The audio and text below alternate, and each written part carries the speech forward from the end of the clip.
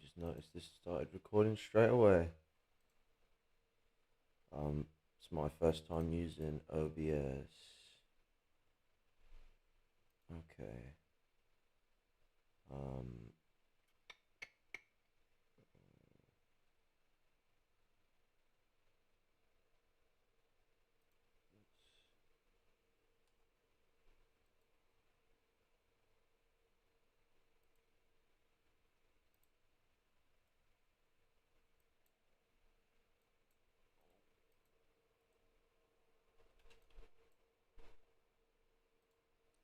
well, might as well get started.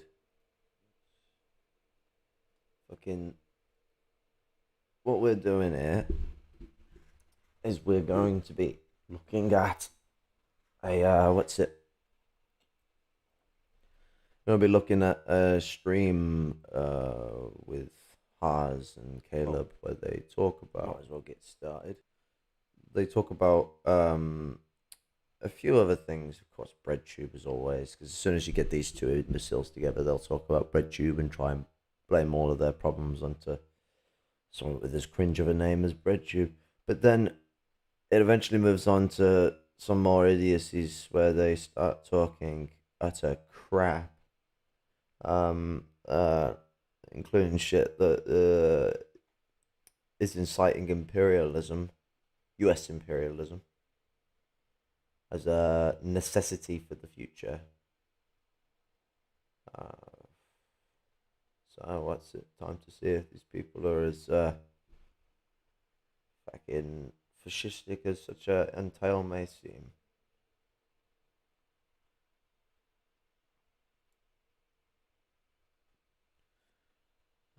Okay. You're muted. I can't hear you. Oh shoot! Sorry about that. I'm really sorry about this technical difficulty people stuff. are as It's been a rough day. fucking All good. I got fascistic plenty as of such a unnamed diet entail may beverage. seem.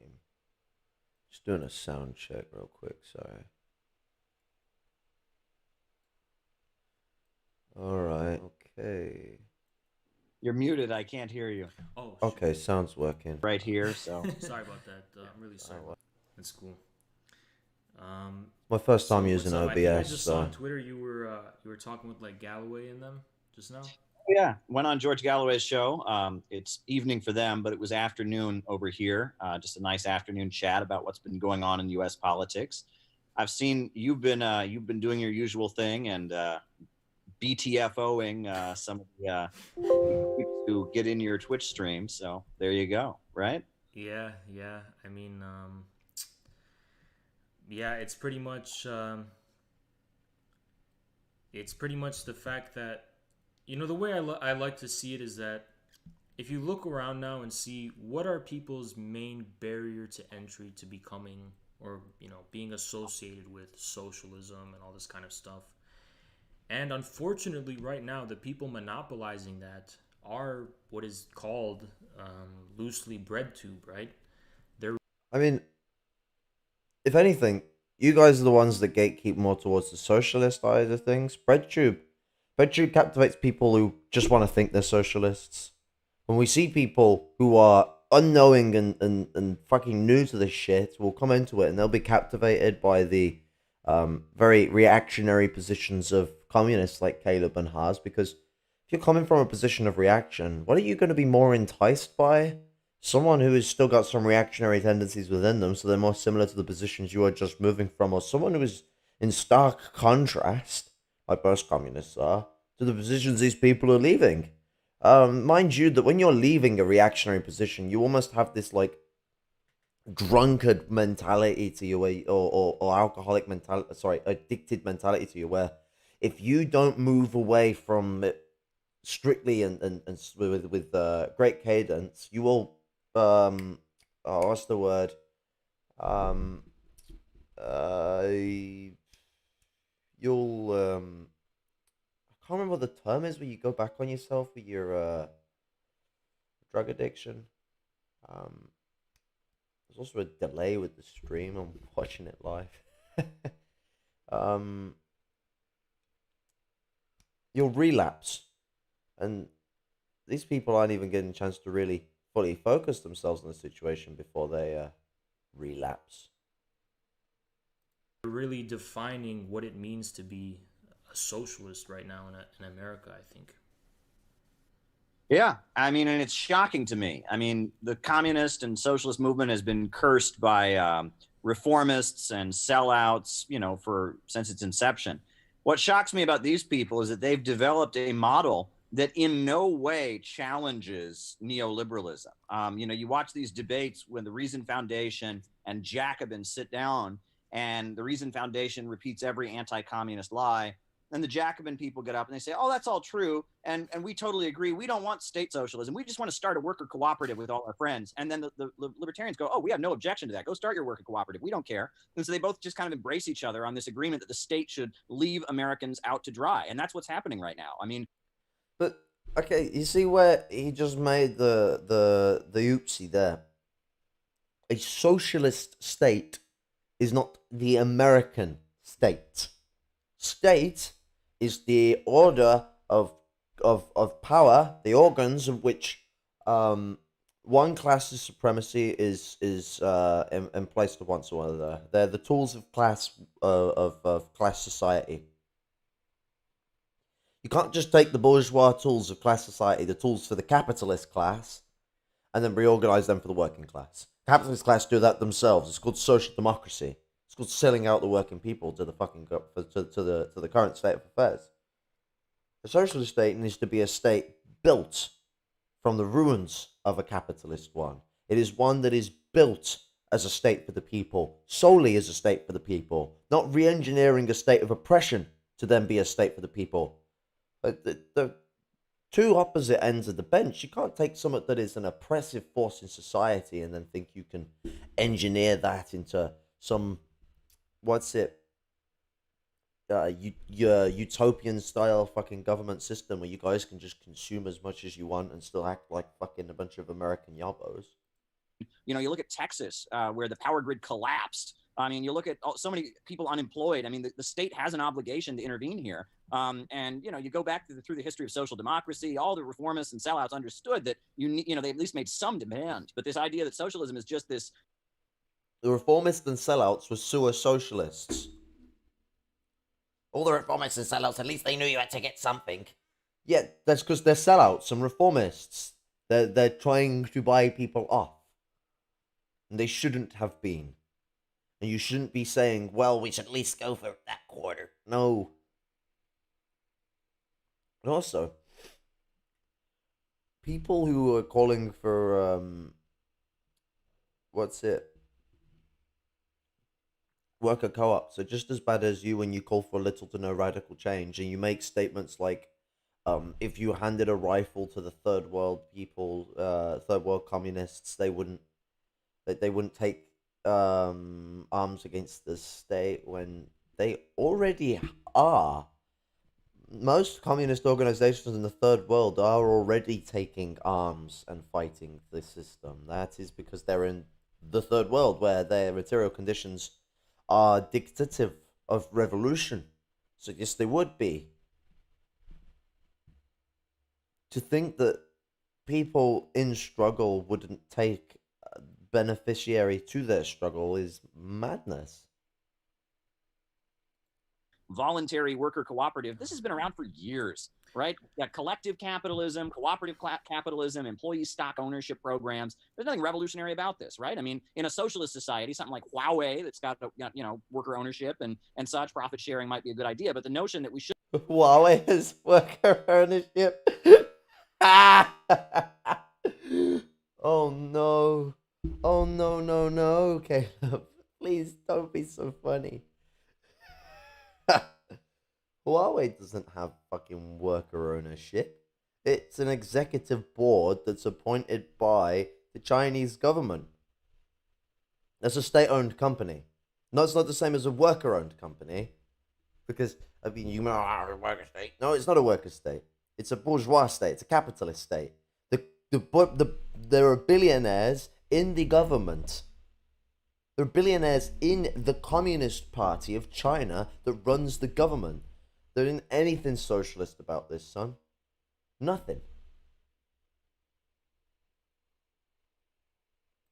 shouldn't be demanding a government that fights for the working families, and that we should just be sitting back and begging some foundation to give us money to start a worker-owned pencil factory. I mean, it's really disturbing. I mean, they've taken everything revolutionary out of Marxism, and they've just turned it into a way that they can kind of celebrate their liberalism and keep fighting the culture wars. And that seems to be what they're really concerned about, is these culture wars.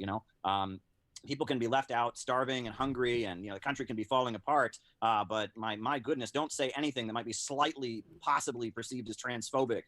Don't dare shake hands with anyone who voted for Donald Trump, because that's what they're really concerned about. They're waging this culture war. No one's bothered with speaking people who voted for Donald Trump, like, unless you're really speaking about liberal Democrats here, which, I mean, fucking hell, you're really soaring your positions low if you're comparing socialists to Lib Dems. But here's the thing. We do have to be on it with things that are transphobic. We do have to be on it with things that are racist, things that are sexist, etc., etc. Are you trying to suggest that it's a problem that we're keeping up with things on a cultural basis? Because there's a big difference between respecting culture and the the difficulties in life that people prevail in, than there is being an SJW. It's a big difference. Big difference. One is a fascist. The other is a communist. The other is respecting cultures that are in struggle, and different demographics of people that are in struggle as well, because this isn't just about culture. Are communists. The communists want to work to support the people, which means we have to care about people, including trans people. It's a problem with you, Caleb. You can leave. You can be the rightist you always wanted to be. That you better be on the right side of. Who cares if Americans are suffering and starving? Who cares if they launch a new war against China or against the Iranians? Or, I mean, it's ridiculous. It's really ridiculous. I'm shocked at how horrifyingly liberal these people are. Yeah, I mean, it's very bizarre, because what appears to me to be the situation with the so-called American left is that when it comes to the narratives about history that you were talking about, and when it comes to this this culture war nonsense, where, now don't get me wrong, I would like to take the progressive position, I guess, when it comes to the culture war. I'm not myself a transphobic person. I don't think you are either. But this idea that it's on the basis of these cultural differences that you're going to completely declare people, enemies, and draw points of distinction, like that you would, like, how should I say, that they would use in war, like an enemy combatant or something, is absurd. But what I think this all goes down to, the common thread that unites all of this, is the embedded and entrenched institutional power of the Democrats, the deep state, the people funding all of these think tanks and foundations and universities, pushing propaganda and lies about the history of the 20th century and the present. And you can now very clearly see that the so-called American left presupposes this as its foundation. It's its point. It's its point of departure, and all it's doing is creating this kind of ornamentation, supplementing it. But they're not actually fundamentally challenging these premises. And I think what is so imperative for anyone calling themselves a socialist, even if they hold reformist views, if you're going to call yourself a socialist, it is imperative that you target these fundamental reformists that, are not these socialists. Actually take for granted, bolster, and ascribe ornamentation to. Yeah, well, I mean, it was pretty big in my development, to realize that, every day in the United States, whenever the topic of communism comes up, we are told, well, it failed everywhere it's ever been tried. It just doesn't work. I mean, it's a good idea, but it just doesn't work. Look, the Soviet Union fell. Clearly, it just failed. I mean, it just never worked anywhere. And that's so obviously false. I mean, it's you don't have to have a degree in economics. You don't have to be like a historian to know it's false, okay? Look at Russia before the communists came in. Look at Russia now. Look at China before the communists came in. Look at China now. Look at Cuba before the communists came in. Look at Cuba now. I mean, it's like, duh. I mean, Look at China before look at China before socialism was betrayed, and now look at China now. A fascist autocracy that is centered around the prevailment of Chinese imperialism. Space. Who defeated Hitler? Who have the biggest power plants in the world, and who have the biggest telecommunications manufacturers in the world? 800 million people in China lifted out of poverty. Goodness gracious! I mean, how do these people believe this, right? But it's just something you're told over and over again in the United States. Well, communism failed everywhere. It's just never accomplished anything. It's never got anything done. And they just drum this into your head. It's the big lie. In Hitler's Mein Kampf, he talks about how, like, people, if you tell a little lie, people will question you. But if you tell a big lie, a lie that is so huge, right, and that people, and you just repeat it everywhere, people just can't fathom that it wouldn't be true. And this lie about communism never achieved anything. I mean, it was just completely unworkable. That's such a lie. It is such a lie. And once you take that apart, everything falls down like a house of cards. But this lie is so central to what they believe. And that's why I'm a tankie. That's why I will not disavow being a tankie. That's why I'm proud to be a tankie, because I think you have to be a tankie. If you're going to believe. Tanky is a British Communist Party term for the 60s or the 70s. For those that were in support of Khrushchev's move in Eastern Europe. I can't remember whether it was Czechoslovakia or Hungary. May have been Czechoslovakia. But I can't remember for the life of me. It was when Britain managed to steal a tank off of the Soviet Union. Even socialism in the United States, you have to be a tankie. You have to go up against this. It comes up in every debate. Bernie Sanders is on there. I think that we should raise the minimum wage to $15 an hour because we need to do that. And then the person interviewing will be, well, what about Stalin? I mean, Stalin tried to raise people's wages, and millions of people died, and they all starved, and it was miserable. Oh, we can't do that. Why was Stalin and Mao and Pol Pot? I very rarely hear anyone compare Bernie fucking Sanders to Mao, Stalin, and Pol Pot? Caleb, don't tell me you think Pol Pot was a socialist. Please. Oh no, that would be priceless. That would be priceless. Oh no.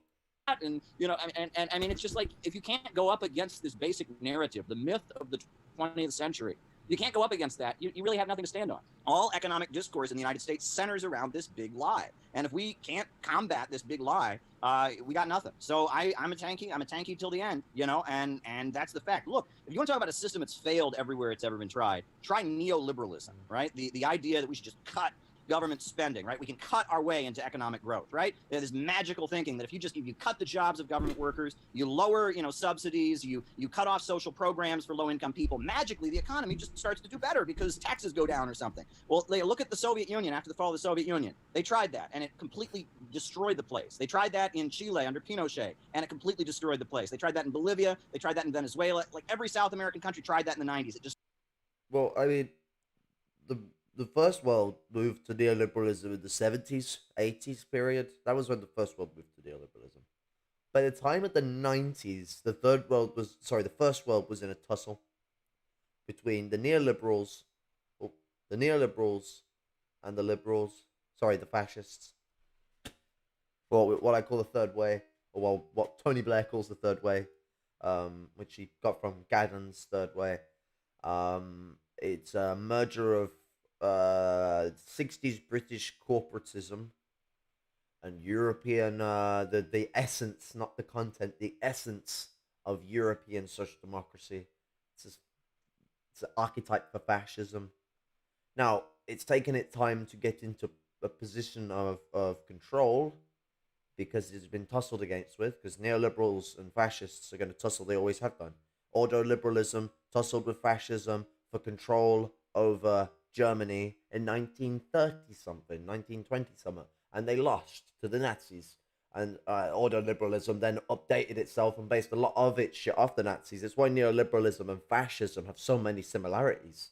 Not only because they rose up out of the necessity of, there's an economic crisis, fuck, but they also rose up, but also ordoliberalism had the benefit of hindsight when it was then implemented in West Germany in the 50s to learn from the experiments with fascism. So now we're more in an era where neoliberalism is way out the door. Like Caleb said, it's an ineffective system, and it is proven that to be the case. I don't see why the capitalists would bother trying to sustain neoliberalism after Donald Trump's attempt to keep it about. Donald Trump was sort of the last dying breath of neoliberalism. I think now we're about to see fascism take a full spin into the, well, not just the U.S. system, but across the continents, across the northern hemisphere.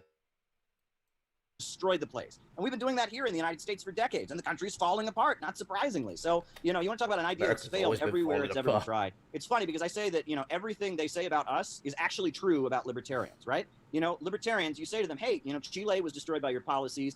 People have been, we've had cap. Wait, what? The libertarians aren't neoliberals? What? 1 second.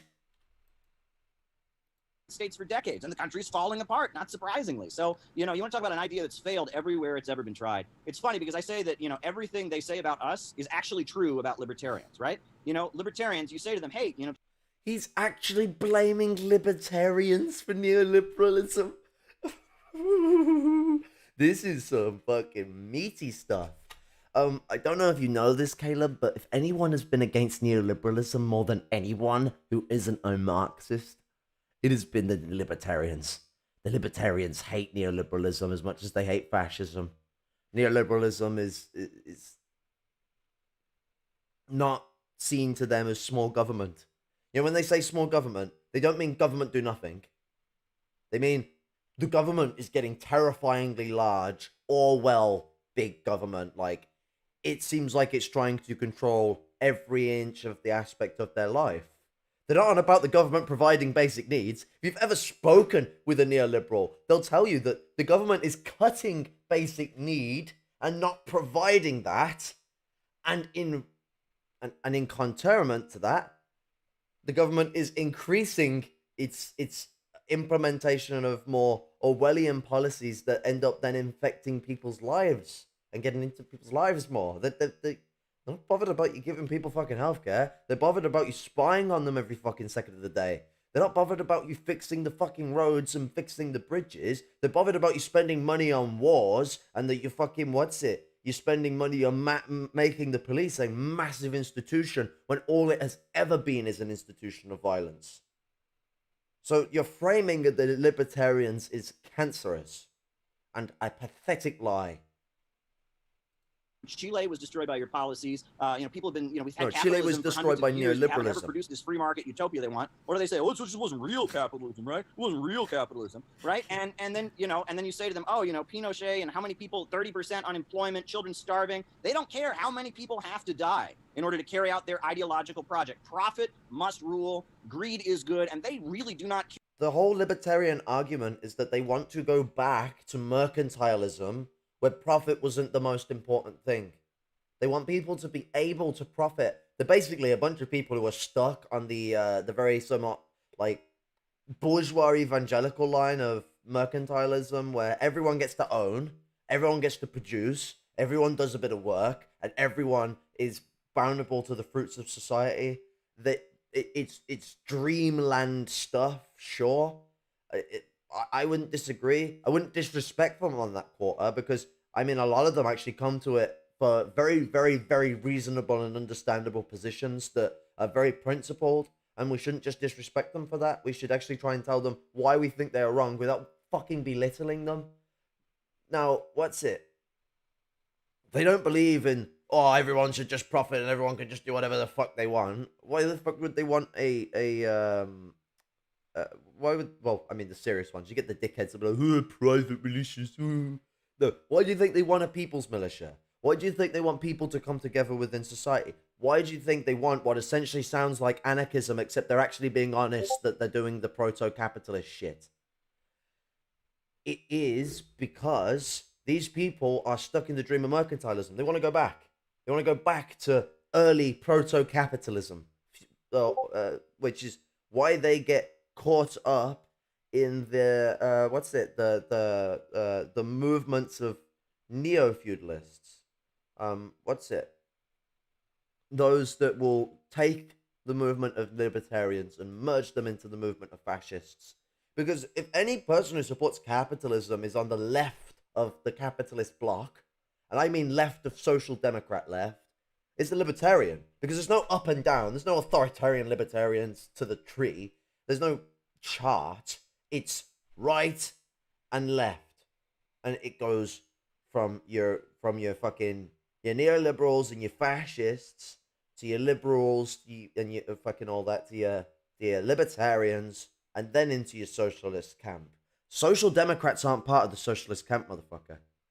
So to even try and treat them as, oh, reformists and social democrats are at least better than all these dickheads, they ain't. Because what they do is sell the people out. Whilst libertarians might be misguided and on the wrong camp and on the wrong side of the tree and against us for trying to be, they at least have the right idea to try and do something and try and see that there are issues of the people that need to be dealt with. And when you actually bring up to them these issues and engage with them on it, you can get them agreeing with socialist principles and socialist ideas quite easily. But people are too afraid to engage with them because they're scared of the word libertarian. Well, I find that hilarious. Care about the pile of dead bodies that their system has produced. Everywhere neoliberal free market economic reforms are implemented, the country falls apart, it's wrecked. This happened with the British Empire back in the 1800s. They did it in India, they did it in China, they did it in country after country after country. That was classical liberalism, Caleb. You are confusing classical liberalism with neoliberalism, though. Neoliberalism didn't come to exist until the 30s, 20s at the earliest. Before then, didn't exist. And it happened once again in our time when this Adam Smith psychopathy that they call economic teaching, became introduced around the world. And it's horrifying to me because if you're against capitalism, this is what you're against, right? You're against this notion that we should leave the basic important things people depend on, like jobs and healthcare and education, to the magic of some invisible hand. That's completely what you should be opposed. And the fact these bread tubers, they don't even have the courage to stand up to that. Capitalism has never flowed on an invisible hand, though, realistically speaking. And Adam Smith never said the whole society and people's needs should be on them. I can't believe I'm defending Adam Smith. He never said that all of society should be dictated by the invisible hand of the market. No, he said the market is dictated by an invisible hand of capital, a society of supply and demand order. No, you'll find that Adam Smith said specifically that the government should provide the needs of the people. That they should do the basic needs of the people. So are you trying to say that by arguing Adam Smith against Adam Smith, someone who then argues Adam Smith to argue against Adam Smith would be a socialist? Because I think there may be an issue to your argumentation. Maybe the fact that Adam Smith didn't speak as you implied. No. Because what he's implicating is exactly what you want to revert back to, classical liberalism. You just want the government to provide decent enough needs to the people. I mean, that is the best justification of what you're doing. Because I mean, if anything, you're a fucking fascist. But maybe you're a classical liberal. No, you're a fascist, Caleb. But if we're to be generous, that's the best interpretation that I could take from that, because you're someone who has read a lot on this stuff, Caleb, and not taking the way you operate and speak and behave to treat you as gullible, like I had done in the past when I grown to like you when you were associated with Jason. You have been for a very long time had a good reading on a lot of this shit, and yet you still show yourself up to be incorrect on it. Now that makes me question, is it because like a lot of fucking aristocrats, you've just blasted through the books, you just blasted through them, and because of that your inference is crap and you can't remember half the shit you've read? Or are you misdirecting your argumentation purposefully to essentially score a point? Because you've already said libertarians and neoliberals are the same thing, and now you said neoliberals and classical liberals are the same thing, and now you've brought Adam Smith into the fucking equation. Like, capitalism is wrong from the fucking get-go, sure, we can talk about that, but to equate all of these things as exactly boom, bang, the fucking same, neoliberalism's reject of having the government provide needs of people is the same as liberalism's, it's not the case, because fascism is different to these two as well, because fascism tries to go out of its way to mitigate the fact that shit, society is falling apart. What do we do?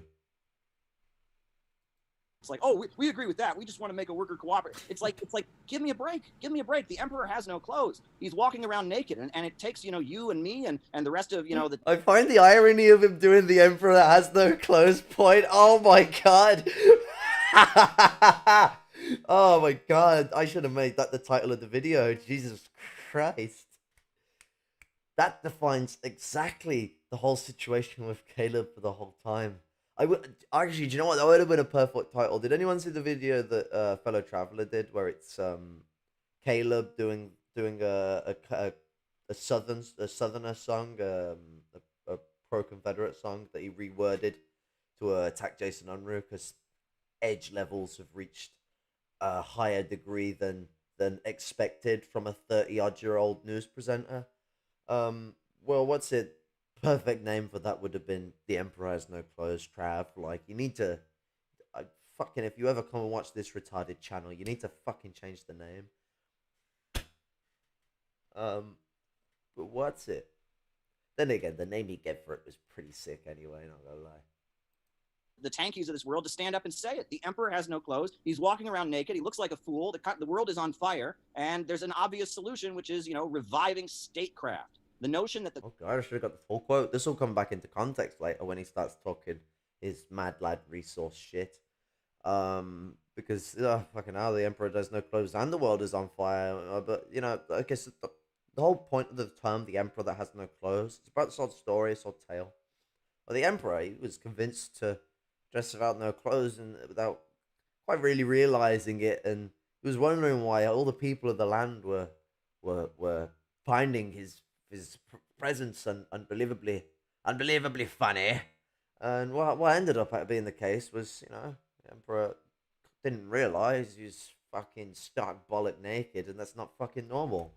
Well, that's the situation we see with fucking Caleb and his patriotic quote-unquote socialism, which is insulting to the patriotic socialism of the tribal socialists of the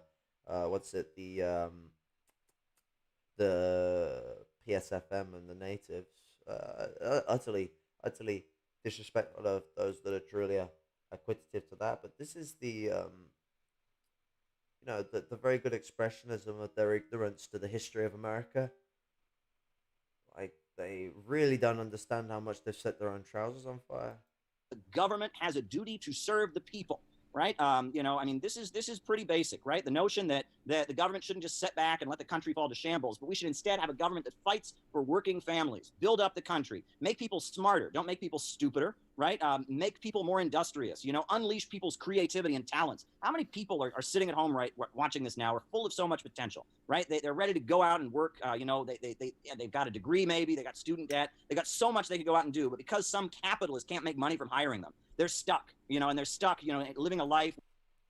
As if they're the people I feel sorry for. What about the people that don't ever get to go anywhere, mate? What about the people that never had the money to even go and get those degrees in the first place?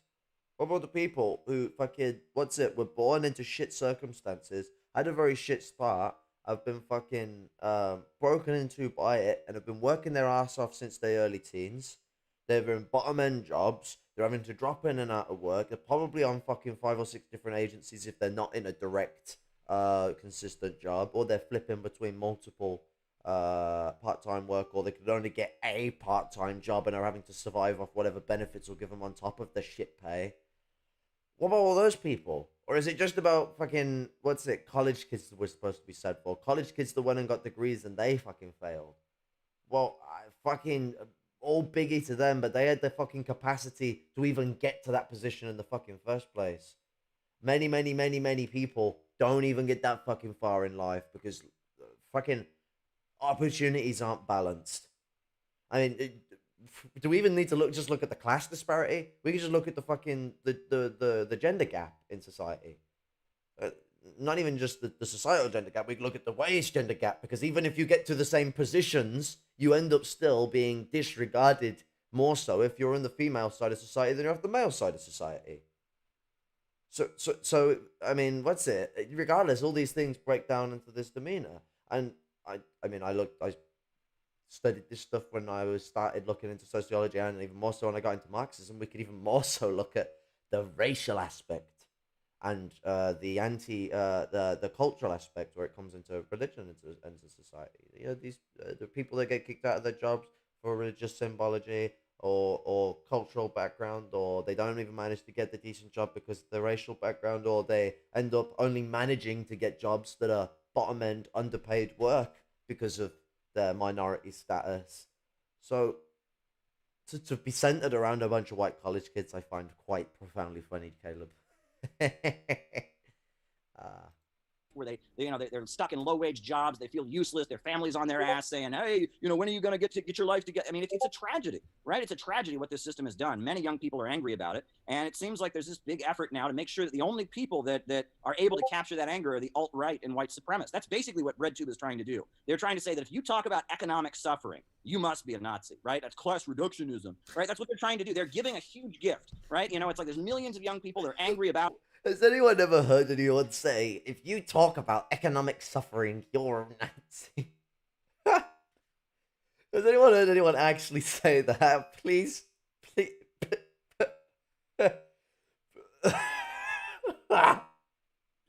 Please, could someone cite me a situation, or at least a few, where someone has called someone a Nazi because they've spoken about the suffering that happens in the world? Because I know people come to ridiculous positions on this shitty thing that's called the internet. It's fucking no word for it than other spasticus autisticus. This coming from an autistic person myself. But I haven't heard anyone say something that fucking ridiculous. Jesus fucking Christ. What a fucking palaver.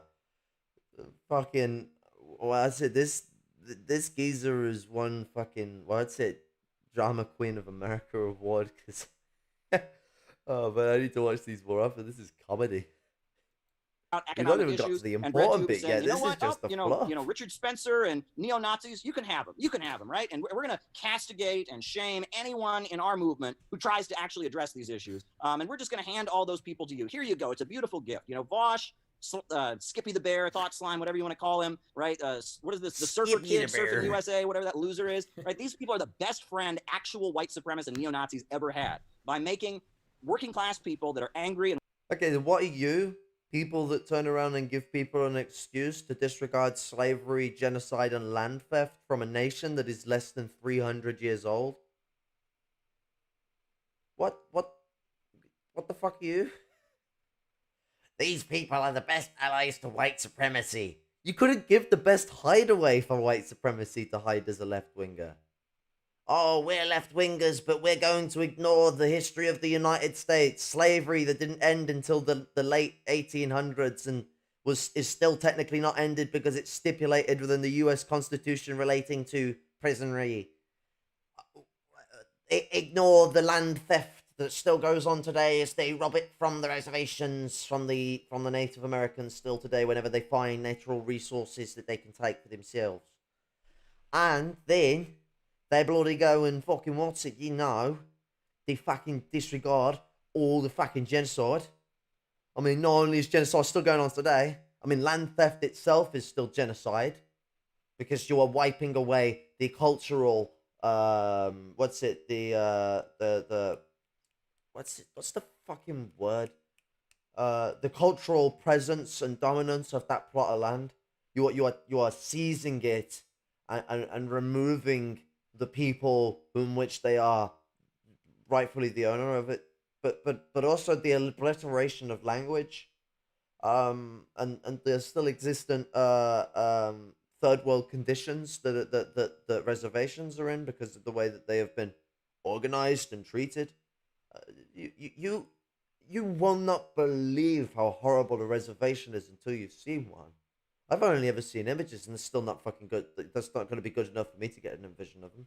I know people who've been to a reservation, and I know people who live on reservation. And it is not the nice place to be. Because these people are encircled, abandoned, and if they ever find anything for their land that could profit their land and profit their people, it is sooner than seized by the United States government. and want economic justice basically feel like they don't belong in the socialist movement. To make socialism part of a war on working class people, not something mobilizing them to fight for their rights, that's a huge gift to actual Nazism and actual fascism. No question about it. Right? So's allowing people to deny genocide, slavery, and land theft, Caleb. If I was Richard Spencer, if I was the white nationalists and white supremacists, I would be paying these clowns to be on there representing socialism. I mean, they are. If I was China, I'd be playing these clowns to cover up the horrible shit I'm doing right now because they're fucking agent provocateur. Every character. Oh, you're gonna tell me that I don't understand English either, Caleb? Or am I too English for you to do that? Will you only do that to fucking Vietnamese people that say a statement that is true? Cheeky bastard.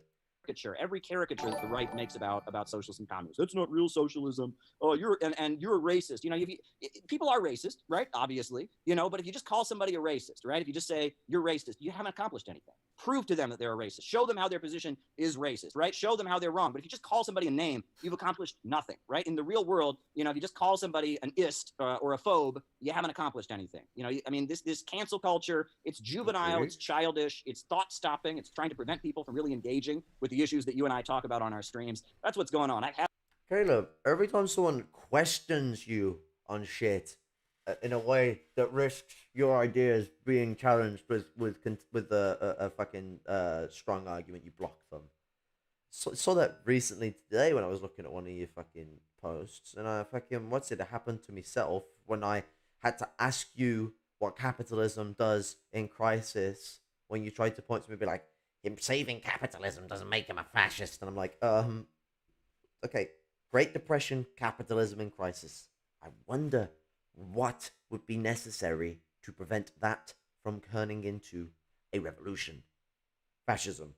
If you want to be special, you can call it social democracy, but there's nothing different really between fascism and social democracy other than the moniker and the disillusionment that people have because of the propaganda that's made fascism have to be this outright blatant in-your-face thing when it's much more subtle than that.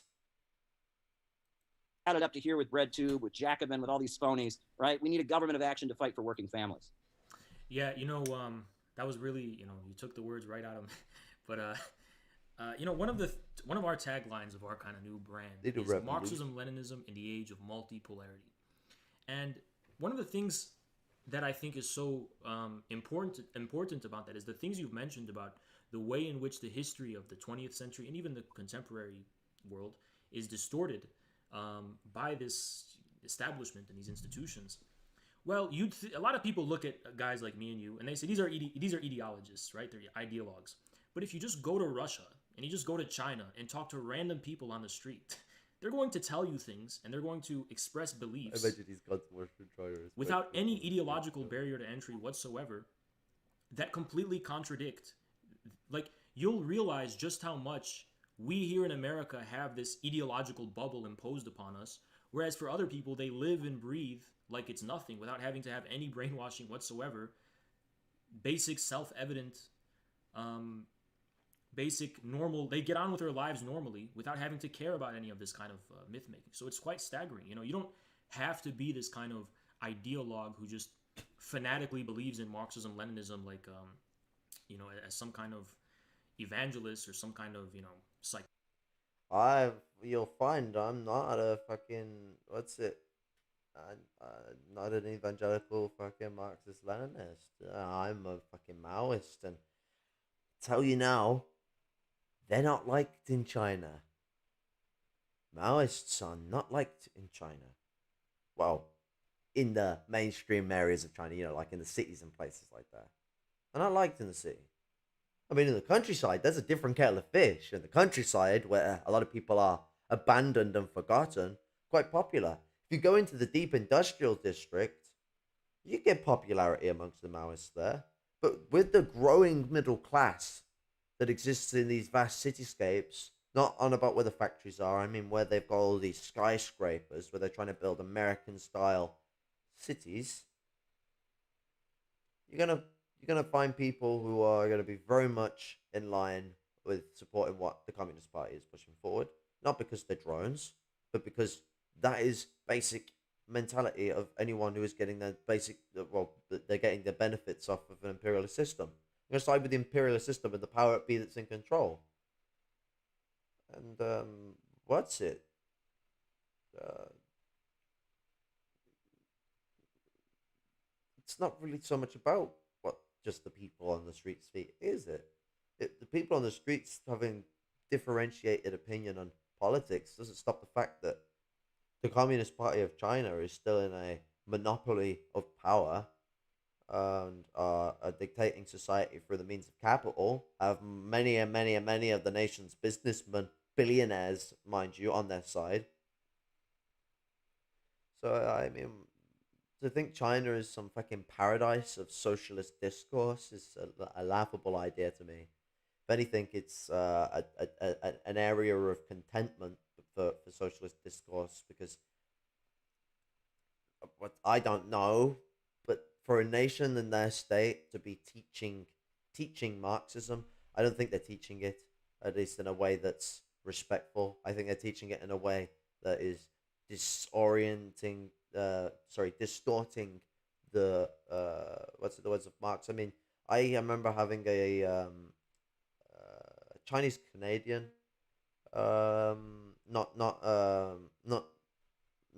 Specky V, someone I'm ideologically opposed to, a Dengish Chinese Canadian, and they said that to come from the Chinese viewpoint on it, socialism is not a socioeconomic system to them; it's a concept.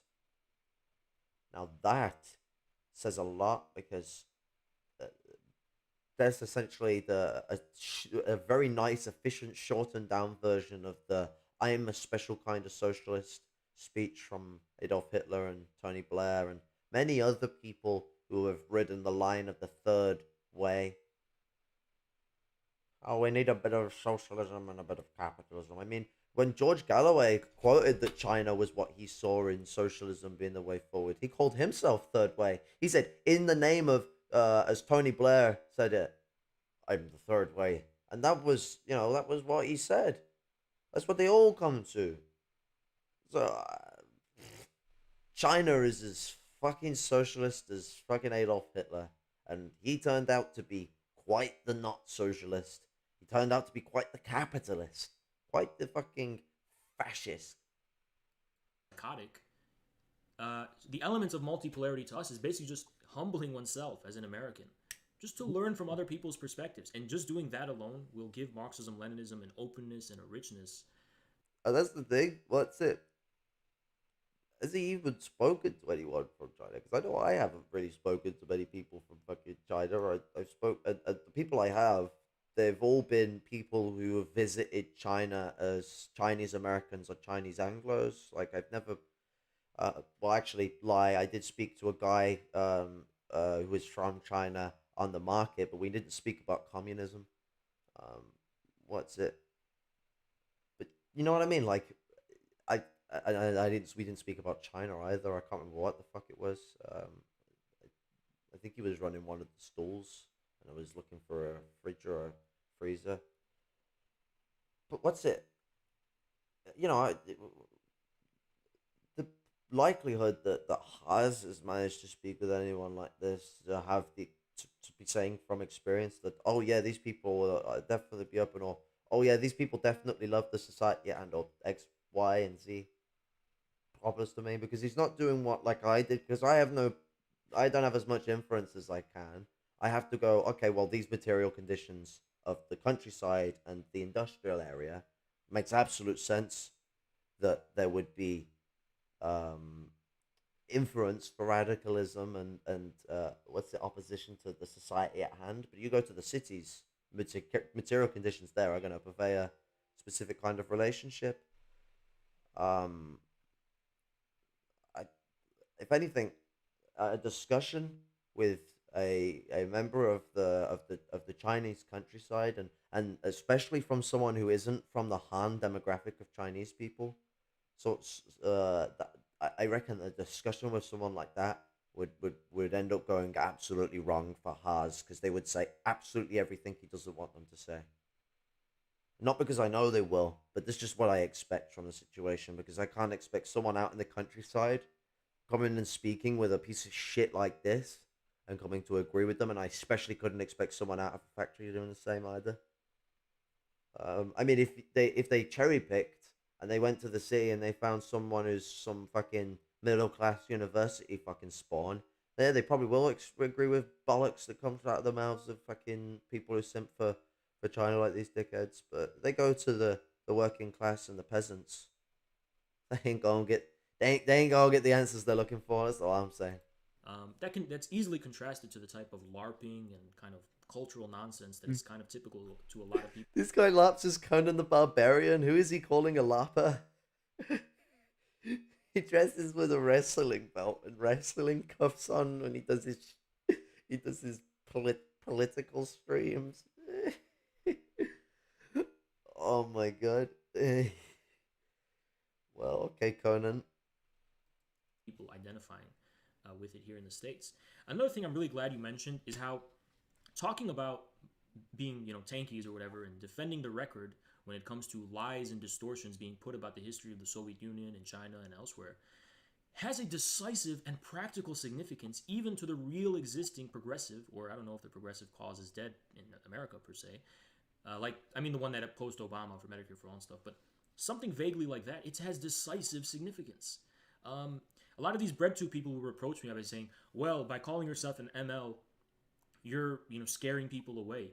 And I tell them, if they're willing to call Joe Biden a communist, you have to own up to this history and you have to give a counter narrative to the one the establishment is giving. If you don't have a counter narrative, you're proving you're not able to build up a counter force to their actual power that prevents us from having a $15 minimum wage and Medicare for all and things like that. And this whole thing about the neoliberal austerity politics, this synthetic left, as you mentioned with cancel culture, perfectly supplements this logic that somehow as human beings, there's too much of us in the world. We're being in the world all a bit too much, and we have to kind of limit ourselves with political correctness, and we have to feel guilty about the fact that we like hamburgers and we have to eat it's all this kind of it's kind of the same pathology, and it's a fundamental, deep-rooted Malthusianism, I think. That the synthetic left is especially is reinforcing. But I mean, at the level of government, it's self-evident that the neoliberal establishments and ideologists for decades and decades, despite all the failures that you're talking about, they were able to ignore that just because of how ideologically potent this idea that we need to feel guilty about our humanity. We have to, where there's too much of us in the world, we have to cut back. We have to always feel guilty. We can't have a sense of the realization of our latent potentials and power and the unleashing of the forces of production, so to speak. I think this corresponds, if I were to sum it up, to some type of objective decline of liberalism. And to me, this decline of liberalism has led it to some kind of state of self-contradiction and psychosis. Sure. I mean, there's a lot that I can react to. I mean, as far as like the mindset here in the West, my whole life I've heard people say, this is the greatest country in the world. This is the greatest country in the world. America is the greatest country in the world. And if you so much as ask people, how did you come to this conclusion? Are you saying you have the most money? And they look at you like, you must be brainwashed. You don't think America is the greatest country in the world? You must be brainwashed. I mean, we can't find our country on a map. I mean, the education is so low here. And we're told that all around the world, these people that are in anti-imperialist countries, they're all just brainwashed. They've all just been brainwashed. But it's like they can find their country on a map. They understand the views that Americans have, and they also understand the views of their own government, and they can compare them. Whereas here in the United States, people have no idea about the opposing viewpoints around the world. So, I mean, this brainwash hysteria in the United States is quite ridiculous. I mean, it's a huge amount of projection. That's what I would say about that. And that, yeah, I mean, and when you talk about the need to not be, just kind of overly ideological. Look, there's plenty that we need to learn. I think the Cultural Revolution in China was a disaster. I think Deng Xiaoping's economic reforms were absolutely necessary. I think that there are non-Marxist Leninist forms of socialism in the world, like Ba'athist Arab socialism, like Bolivarianism, and that we don't need to get bogged down in like the really, really nitpicky ideological debate of the 20th century, right? Yes. Okay. Cultural Revolution was necessary. Its usage and it was disgusting because Mao was politically aggrandizing and trying to be opportunistic, but Cultural Revolution was very much a necessity of revolution. Now, okay, look, there is Baathism that is socialistic, yes, But are you on about Nasser? Are you on about Assad? Now, I actually know that you're on about Assad. Now, Assad not a Nasserist. Not a Nasserist. Assad is a social democrat. Nasser was much more for the push of building socialism. Fucking what's it? The only thing that the only thing that Nasser was still leaving in, and I mean socialism was still in its early phases anyway. So I mean he was still developing the what's it material conditions of Egyptian society after the destructive oppression of British occupation.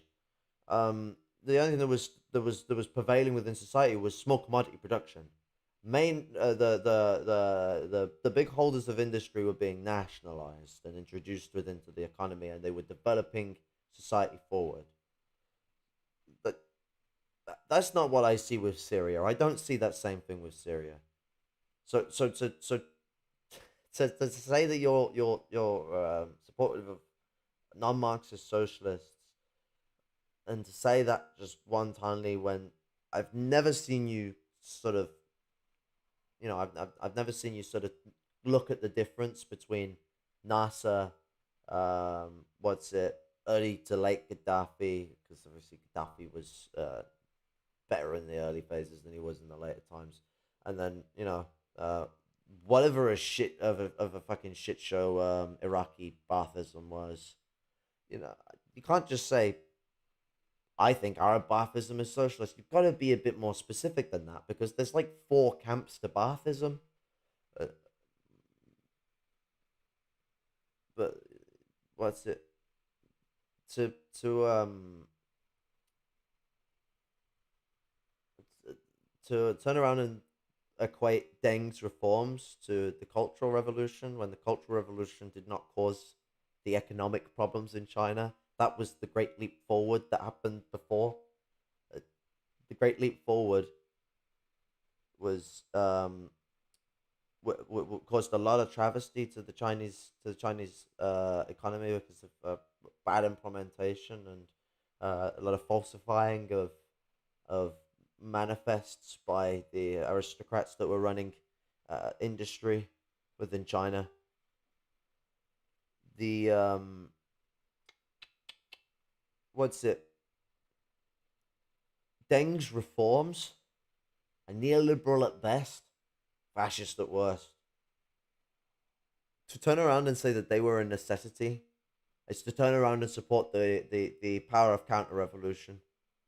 To go turn around and support the restoration of the capitalist class within political and socioeconomic power.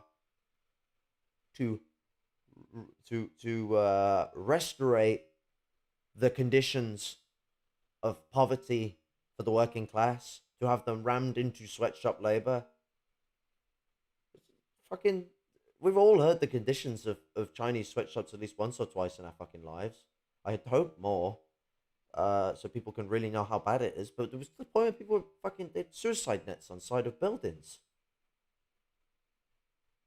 You know, how bad does it get when you have to stick nets on the side of your buildings? I know it's not for every fucking place that they fucking ran, but it was for certain fucking companies. But it still doesn't mean that the other companies were treating the people any fucking better. If for anyone that knows how bad sweatshop labor is, shoulder to shoulder work. If you're even in a shoulder to shoulder environment, because some of it is cubicle environment where you're in an isolated space. So absolute fuck shit. To support the reforms of Deng and then to equate that to Baathism as well in your argumentation. Oh well, I think some of the non-Marxist socialists is all right then to equate Dengism and Baathism, even if you're equating the bad sides of Baathism, still is a blasphemy to me because there's still the good parts. There's still things like Nasserism that's involved in there. You can't just look at Baathism as one block. You got to look at the separate instances at which that's risen up, and of course points at which its entitlement has been abused. who was better, Enver Hoxha or or Nikita. I mean, I don't get. I'm kind of done with that kind of stuff, But at the same time, we can learn the lessons, right? I mean, I tell people that I mean, Read if we want to Antonio make a better Gramsci. country, right? If some other country was making a good car, we would look into it, right? If some other country was making a more efficient way of developing energy, we would look into it. So why wouldn't we look into a better political and economic model? And that we should study all of it, but blindly follow none of it, and try to figure out a model that can work for this country and how we can get ourselves out of the crisis over here. And when you talk about Malthusianism, really what it gets down to is this, right? You got to imagine a game, right? A game of King of the Mountain, where every kid's trying to get to the top of the hill. So one kid gets to the top of the hill and he announces, "Oh, game over! I'm at the top of the hill." That's what Malthusianism is, right? The Western imperialists, they control the oil markets. That's their main way of dominating things, is with the oil markets, right? We have an oil-based economic order. So they're at the top of the hill, and they've announced, "Oh, our fuel source, oil, that we happen to control, is polluting the world. So you know what? Human development has to end here while we're at the top of the mountain. We'll stay at the top of the mountain, and we'll stay on oil. We're going to keep an oil-based economy, but everyone needs to stop developing because we're at the top of the hill." And that's what's basically been announced. That's the Malthusian viewpoint, right? That there's just, human history must stop because we're ahead, right? Well, you're ahead. Well, we're ahead. We're at the top. We're winning the game. So human history, game over, right? And what's particularly eerie about that is that it's just kind of a basic need of human beings to survive. Is human beings want to grow, right? Human beings want to expand. They want to have more than they had before. They want to work hard for something. They want to have a family. They want to have children. But when you introduce the Malthusian pessimism into the conversation, and you say, What? Are you serious?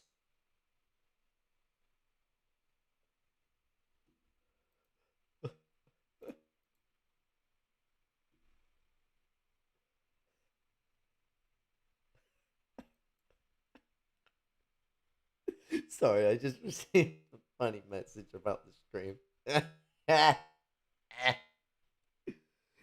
Oh man. He does like to suck off the ginger weasel. That is Ultraviolet's favorite pastime. But this guy Raj just turned around and was like, "They want to own more. They want to grow. They want to expand. That is natural to us." He's preaching that imperialism is a natural way of being. Pardon. So because when we're talking about bringing the capitalist order itself doesn't want to just bring an end to everything. I mean, there is a tussle between those that want to keep the oil market going and people like Elon Musk that want to start a new form of destruction of society where we start mass mining lithium from everywhere. I don't know if you know this, Caleb, but mining is bad for the environment. Simple shit. And on top of that, the need to expand is not a necessity. I mean, let's look at like the Native American people, or the indigenous people to which the land has now been called America, because they don't really like that name, and I feel like a dick for fucking applying it to them. That land, they had known and walked along that land for a fucking tens of thousands of years before we had gotten there. They've been all over the fucking lot of it. They called it Turtle Island, which if you actually look at a satellite image, you can see what they're on about when you look hard enough.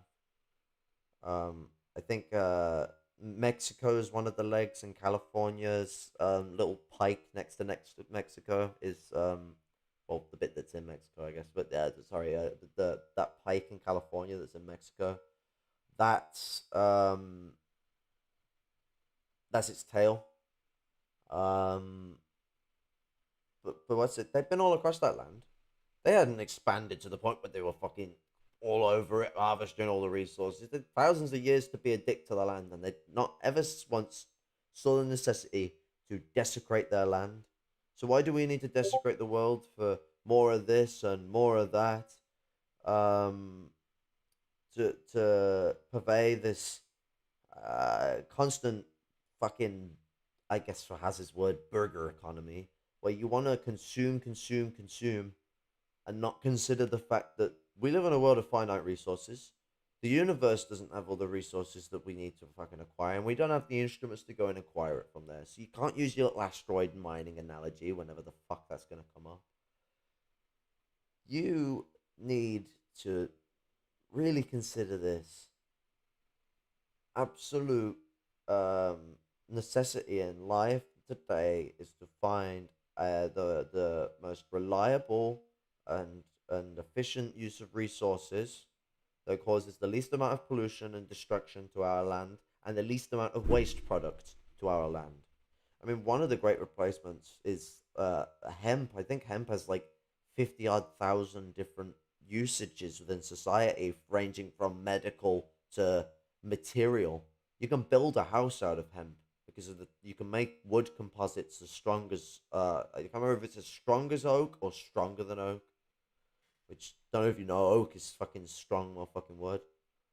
Um, and if you build bricks, you know where I'm going. You can build some shit out of that. So I mean, we can build all sorts with these things. We can find our way forward.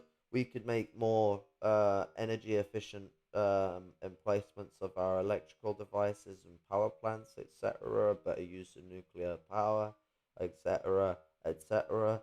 We can't just be like, well, we need to find the new oil so that we can keep society going at the same rate it's going. No, society going at the rate it's going is dangerous to the world. Like, what's it? Let me get an image up. Um,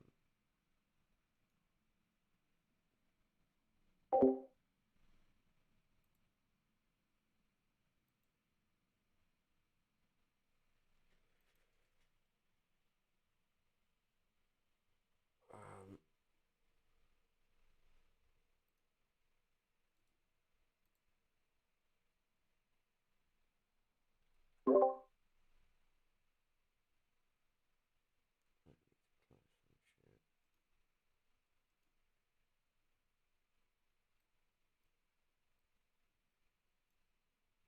okay, let me so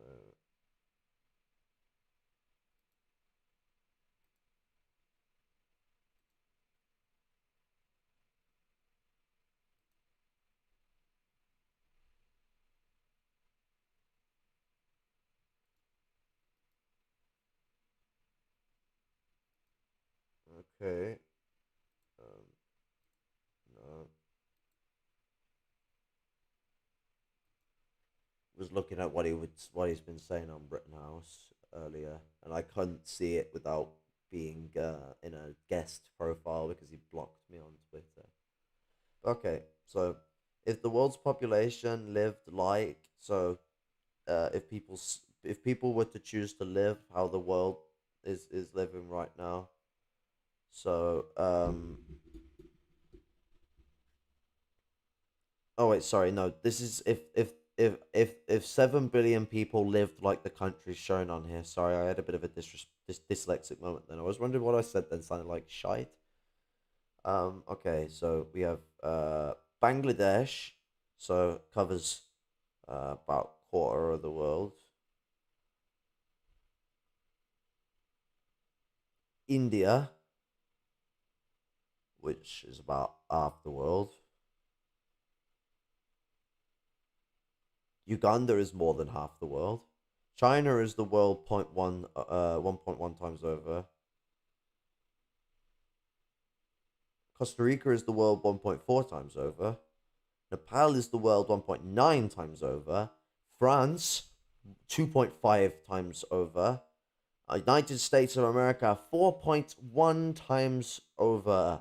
And the United Arab Emirates would live for 5.4 times the what's it uh uh would yeah, the United Arab Emirates would need 5.4 times the world's land over to be able to live at the standard of living.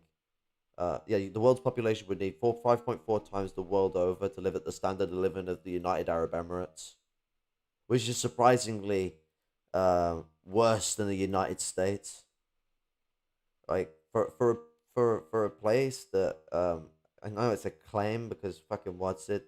They're a bastardization to to the Islamic people.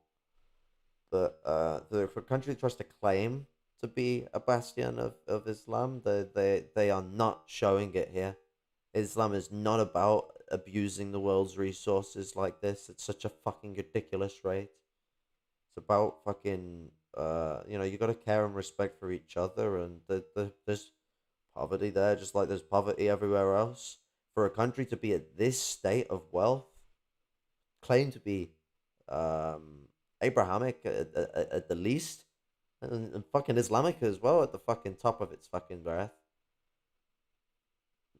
A nation that celebrates great events like Ramadan, which is about helping those who are within your society that for some reasons, which the Islam is seen as a problem to them if it's not even being if they're not being supported anyway. But if the arduous struggle is some of the Abrahamic faith and especially the Semitic sides of the Abrahamic faith, both Arab and Jew, have known is arduous struggle.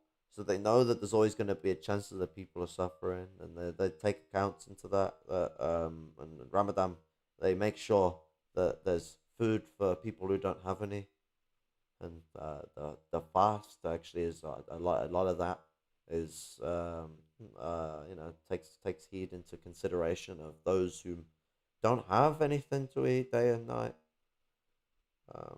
So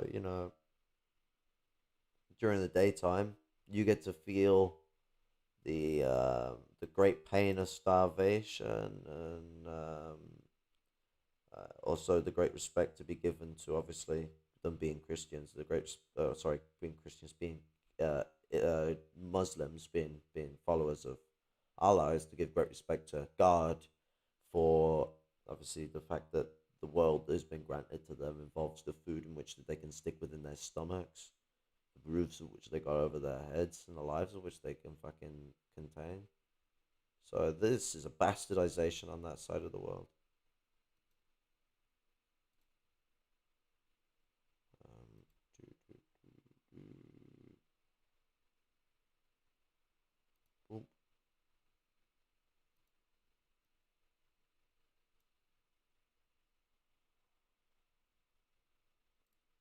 wrong thing.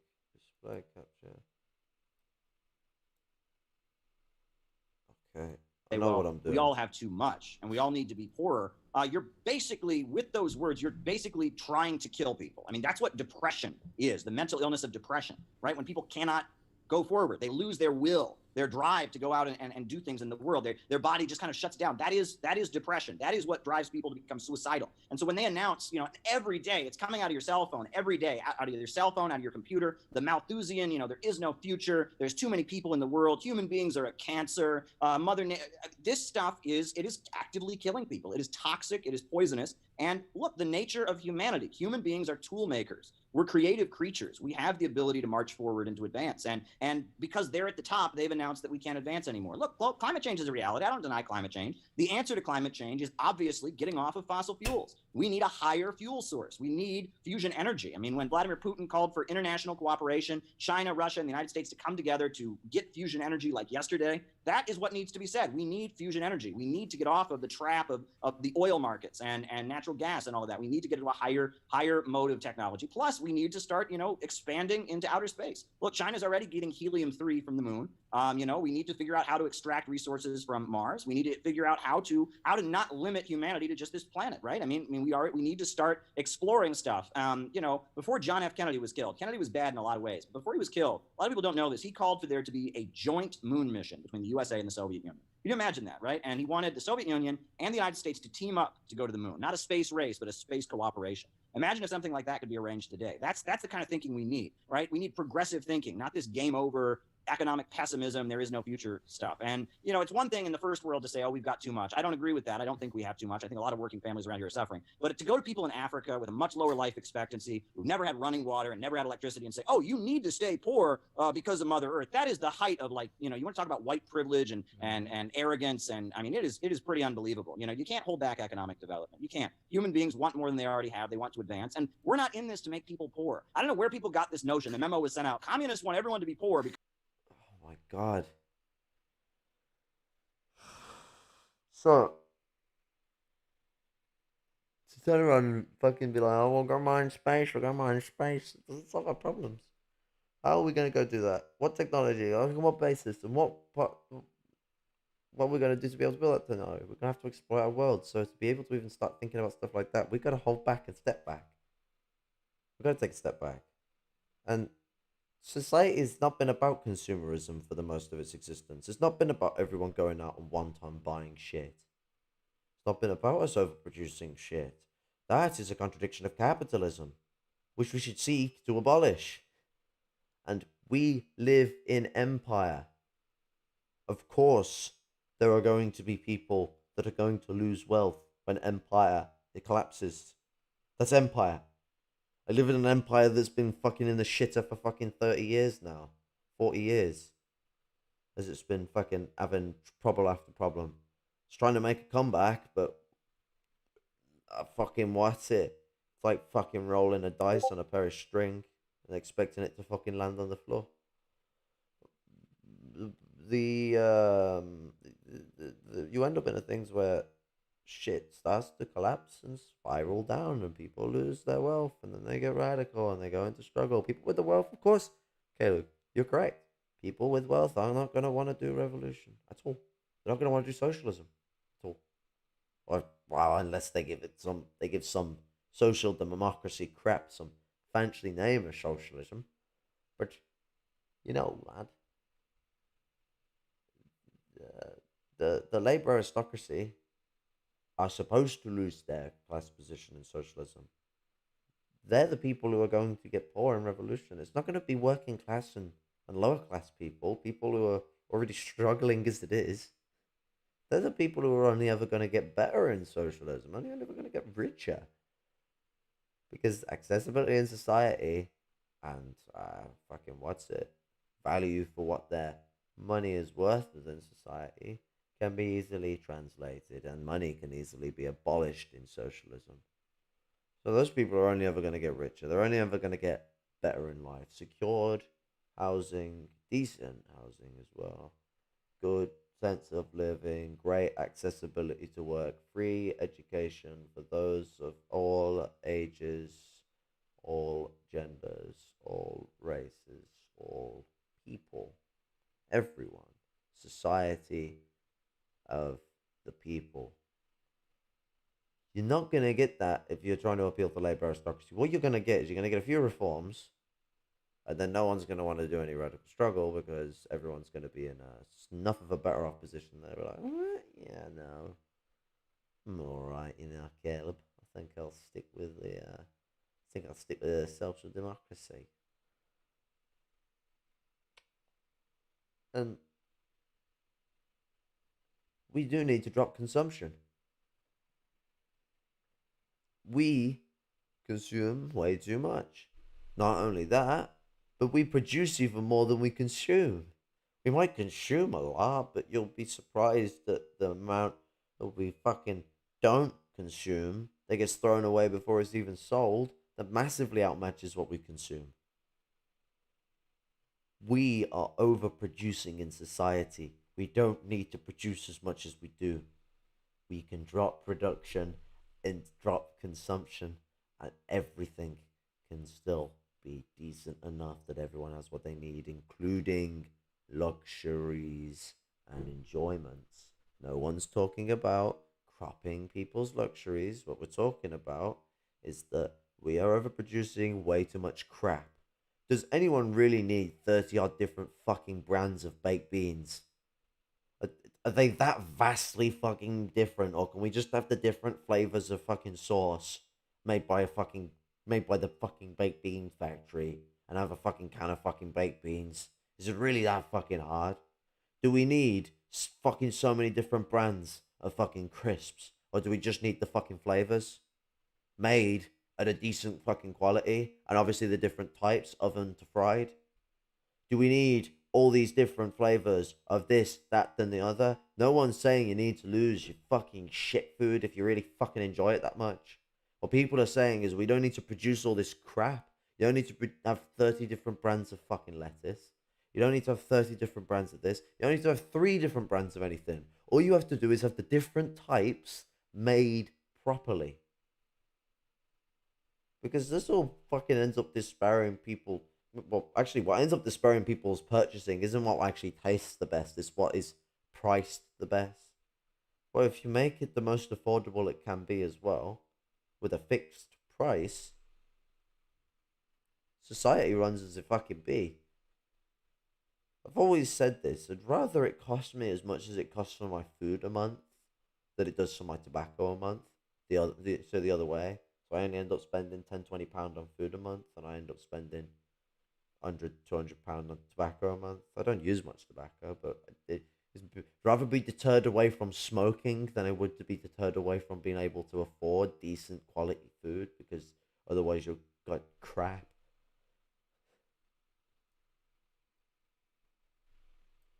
Because capitalism is people having a lot of stuff, and communists are against that, and they want to make everyone poor. That is not true at all, right? The goal of socialism is to build a world with so much prosperity and abundance that we don't need a government, right? That we can eventually get to a level of material abundance where all inequality can be broken down. The need for the state can go away. People can just kind of do what they need and take what they need and do what they want to do, and from each according to his own ability, to each according to his needs. That is the ultimate vision of Marxism, right? It is the height of progressivism, human progress, and the drive of human beings. What got us from being hunter-gatherers living in caves to making iPhones and space travel, that is behind Marxism-Leninism. This is not a reactionary ideology. It's not a pessimistic ideology. It is about the human spirit and how human beings can conquer any challenge facing them. It believes that human beings can march forward and move ahead. That has always been what Marxism is about. What these people are pushing, this destructive, pessimistic, cancel culture stuff, this is not Marxism, I'll tell you that much. Now, in my book on Kamala Harris, I talked about the roots of it, right? And that, in a feudal society, right, people are very controlled. And the bourgeoisie, in order to bring down feudalism, they gave people permission to unleash their impulses toward anger, their impulses toward sexual release, right? And that the French Revolution was an explosion of sex and rage, right? The peasantry that had been very controlled were given permission to just... Pardon, I've never heard anyone turn around and go, the French Revolution was an explosion of sex and rage. What?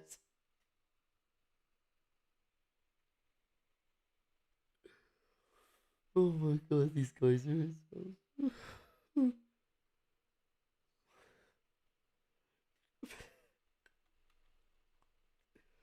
I gotta go back a second, I apologize.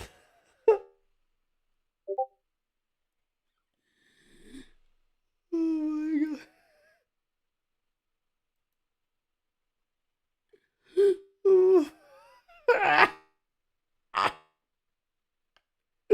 god.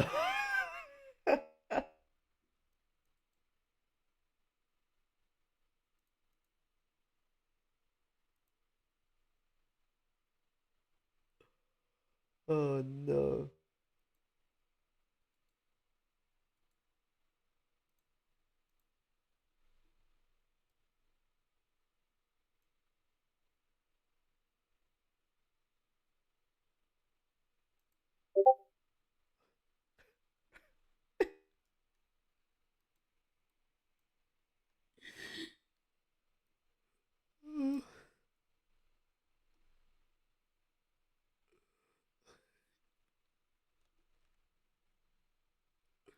Oh no, it gets better. It gets better.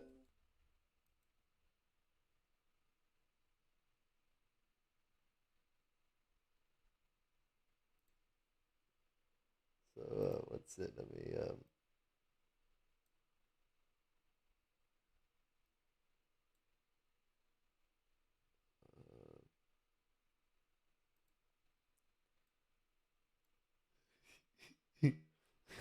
I'm shitting more pawns. Oh, it's too good.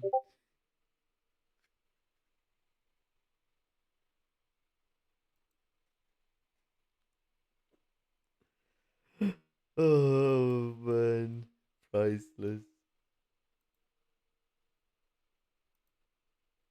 I don't know how to work OBS anymore. Where's the? There you go.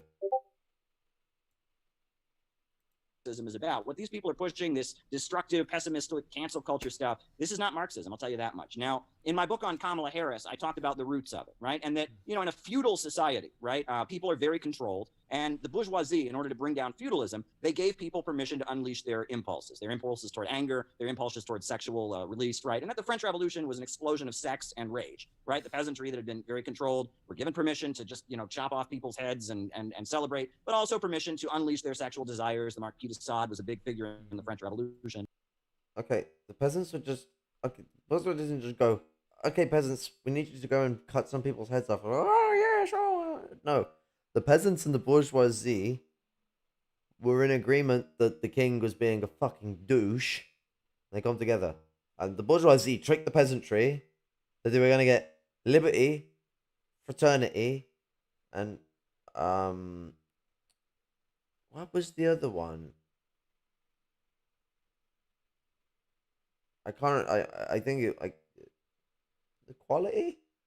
I don't know, but they, yeah, the three sloganisms. It's basically what Lenin based his sloganization of the peace, land, and bread off. But which peace, land, and bread, it sounds so much more quaint than liberty, fraternity.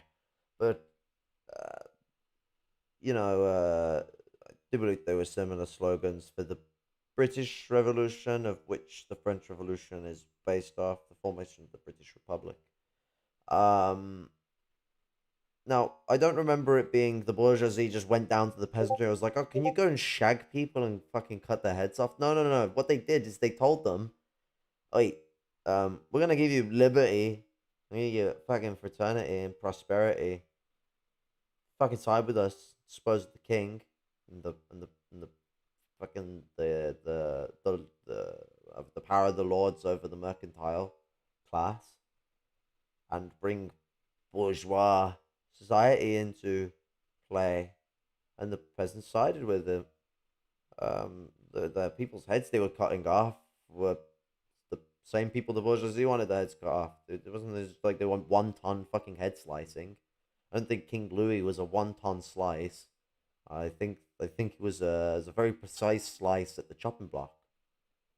Um, and this is the first time I've heard of the French Revolution being a fuck fest. So you'll have to forgive me for being a bit wheezy, but doesn't sound. And maybe people were having a wee bit of a when banana.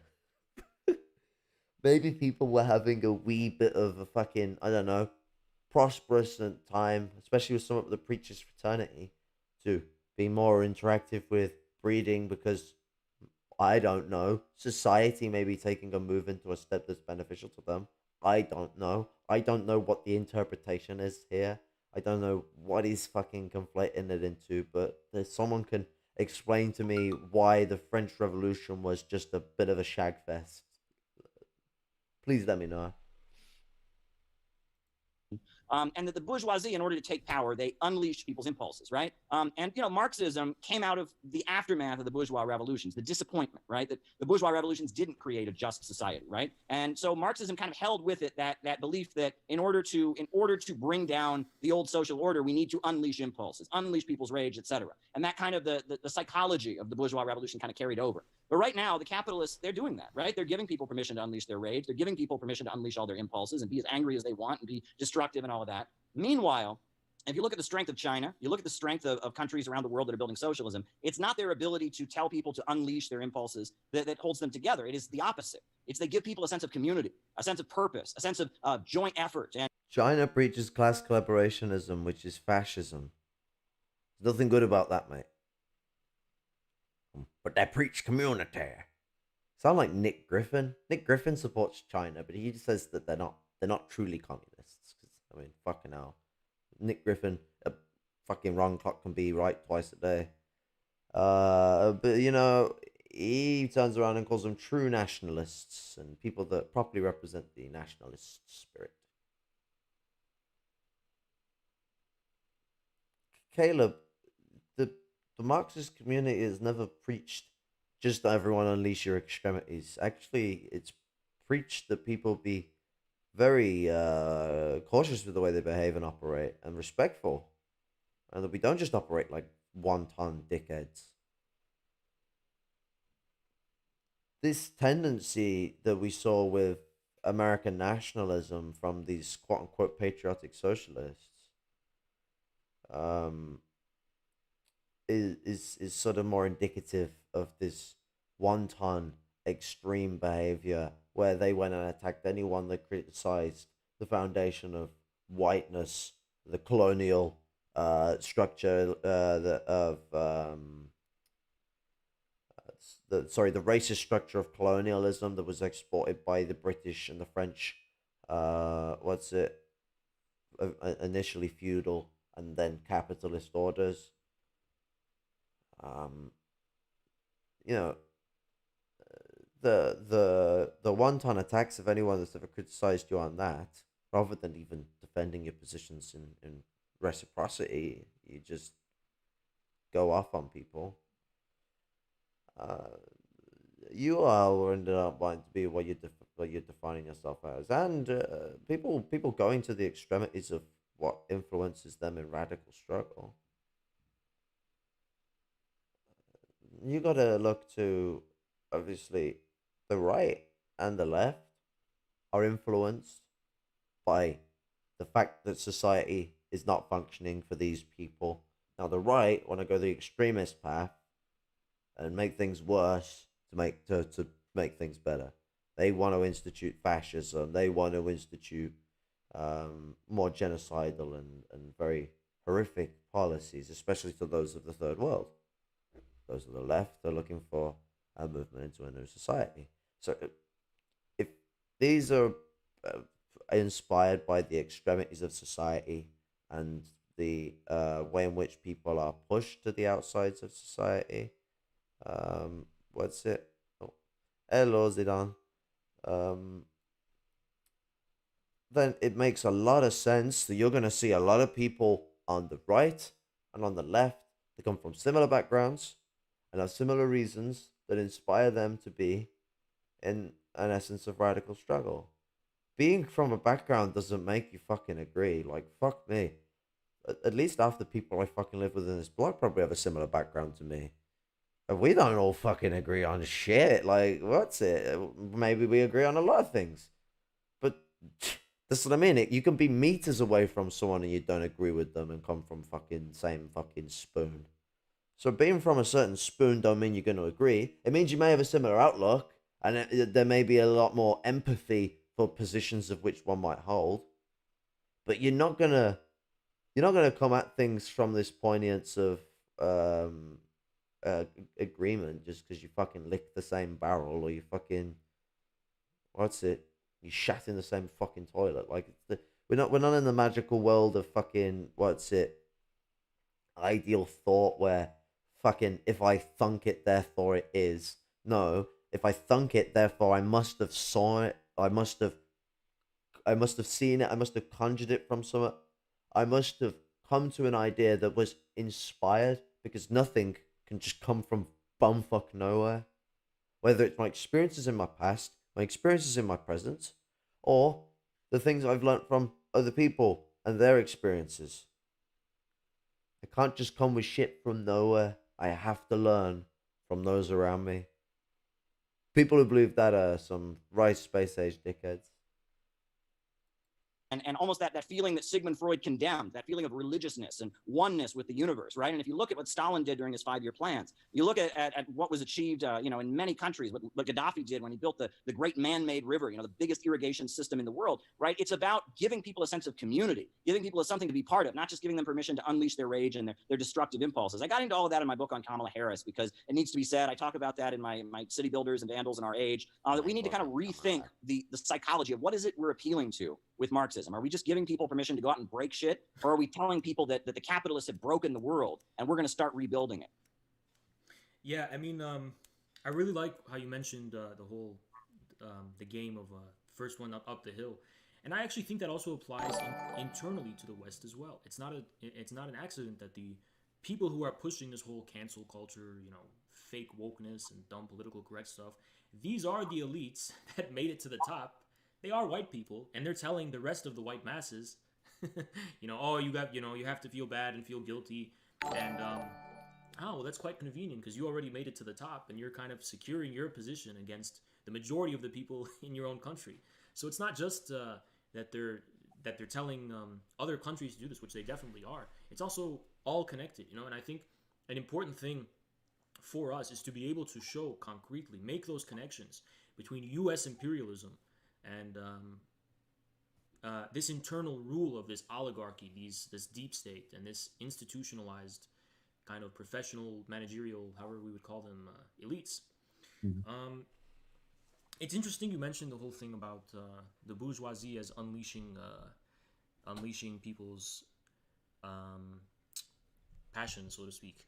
It's interesting because the utopian socialists like Fourier, I don't know if I'm kind of lost, Fourier, I believe specifically, talked about socialism in this way, as this kind of way of regulating these boundless and crazy types of, urges and passions and emotions in society.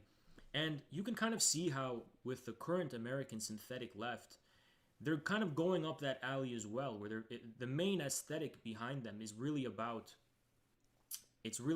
how to um, it's a certain way of expressing yourself, not just in terms of having definite, concrete political positions, but this kind of cultural posturing and just a way for people to, um, way to people to channel their kind of urges. And I don't know, like, to what extent it would be appropriate to discuss this, but I don't know if you're familiar with how on BreadTube, a lot of these content creators, the way in which they interact with their own communities, on Discord and elsewhere, we kind of see a lot of predatory and disturbing behavior, So Yeah, well, I mean, I don't know. I don't know if you want to get into specifics about that or not, but I think it's a symptom of this problem, right? And that, if you look at, and I've talked about this, it's like this taboo in leftist circles. You cannot talk about the Congress for Cultural Freedom. Well, I'm going to talk about the Congress for Cultural Freedom. In the 1950s, the CIA set up, a foundation to start funneling money to Trotskyites and phony leftists, right? They set up Partisan Review magazine, and they started funding like leftist thought that was anti-Soviet, anti-communist, but was also critical of the Cold War and McCarthyism and stuff like that. And if you read one of the intellectuals that they talk about, who they built up, was Susan Sontag, right? And Susan Sontag, I mean, she. Are these guys actually equating people that support the struggle of trans people and people that support the struggle of what's it black people, etc., like people that are struggling um to Trotskyists, or just specifically those who actually engage in council culture? Because like, if you're on about like SJWs specifically, then I can get that. Sure, SJWs are a bit of a problem, but if you're speaking of like, you're just speaking of average folk that are talking about like the issues of fucking what's it, trans people, or the issues of disabled people, or the issues of black people, or the issues of etc., oppressed group, then that's some sus shit. Like, because I don't think the communists that are talking about these issues are all fucking gonna be fucking CIA hacks, are they? I mean, there's probably some fucking groups that you can find out there that are non-communist or that are Trotskyists that are CIA hacks, but like say they're specifically Trotskyist or non-communist. Like, who's this supposed to be a message to? Because we're not leftists, we're communists. Like, communism is a left-wing ideology, but we're not some generic generic term that is broad in its mass appeal. Where what's it? We're specifically communists, and we are to support the what's it? We should be criticism like this should be a bit passed through the communist circles. Like, so what's your criticism on the communist poignance of this? And if you're trying to say it's the communists that are funded like this, and just communists that are arguing about LGBT stuff and etc. Because you're on about the culture wars. So I guess that's what you're referring to. Well,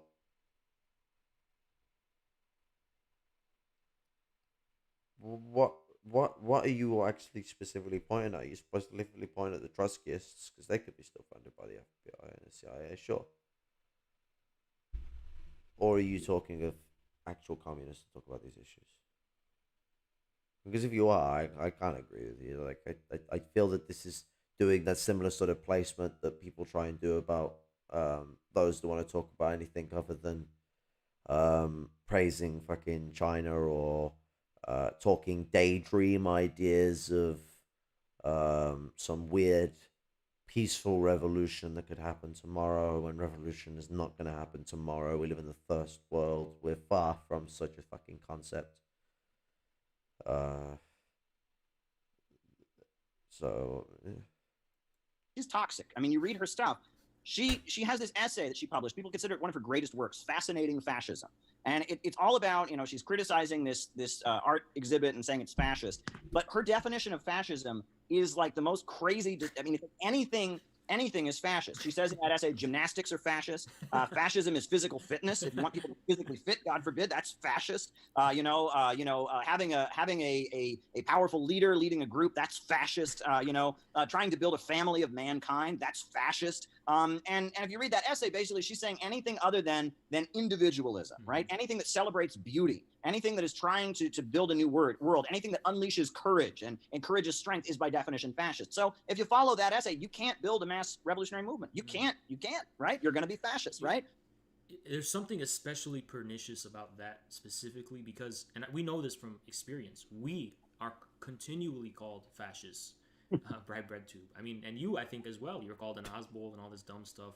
And I don't know if you saw I mean, he is good friends with Alexander Dugin, for those that aren't aware.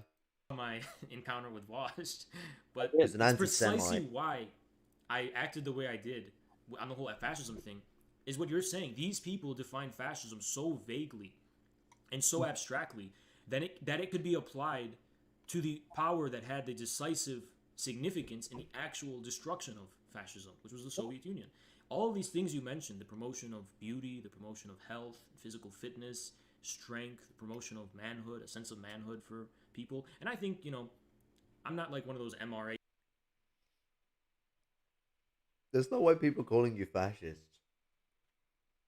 Your denial of your denial of land theft, slavery, genocide. You see them as like faraway things when they're not. That's why people see you as fascist. They don't see you as fascist because you think the world should be beautiful. No. We think of fascist because your rhetoric is fascistic. Like the calling for class collaborationism based off the model in China. You'll want to not remove billionaires from society. Um, uh,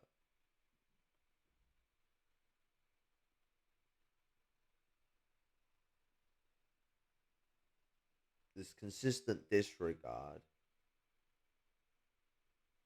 um,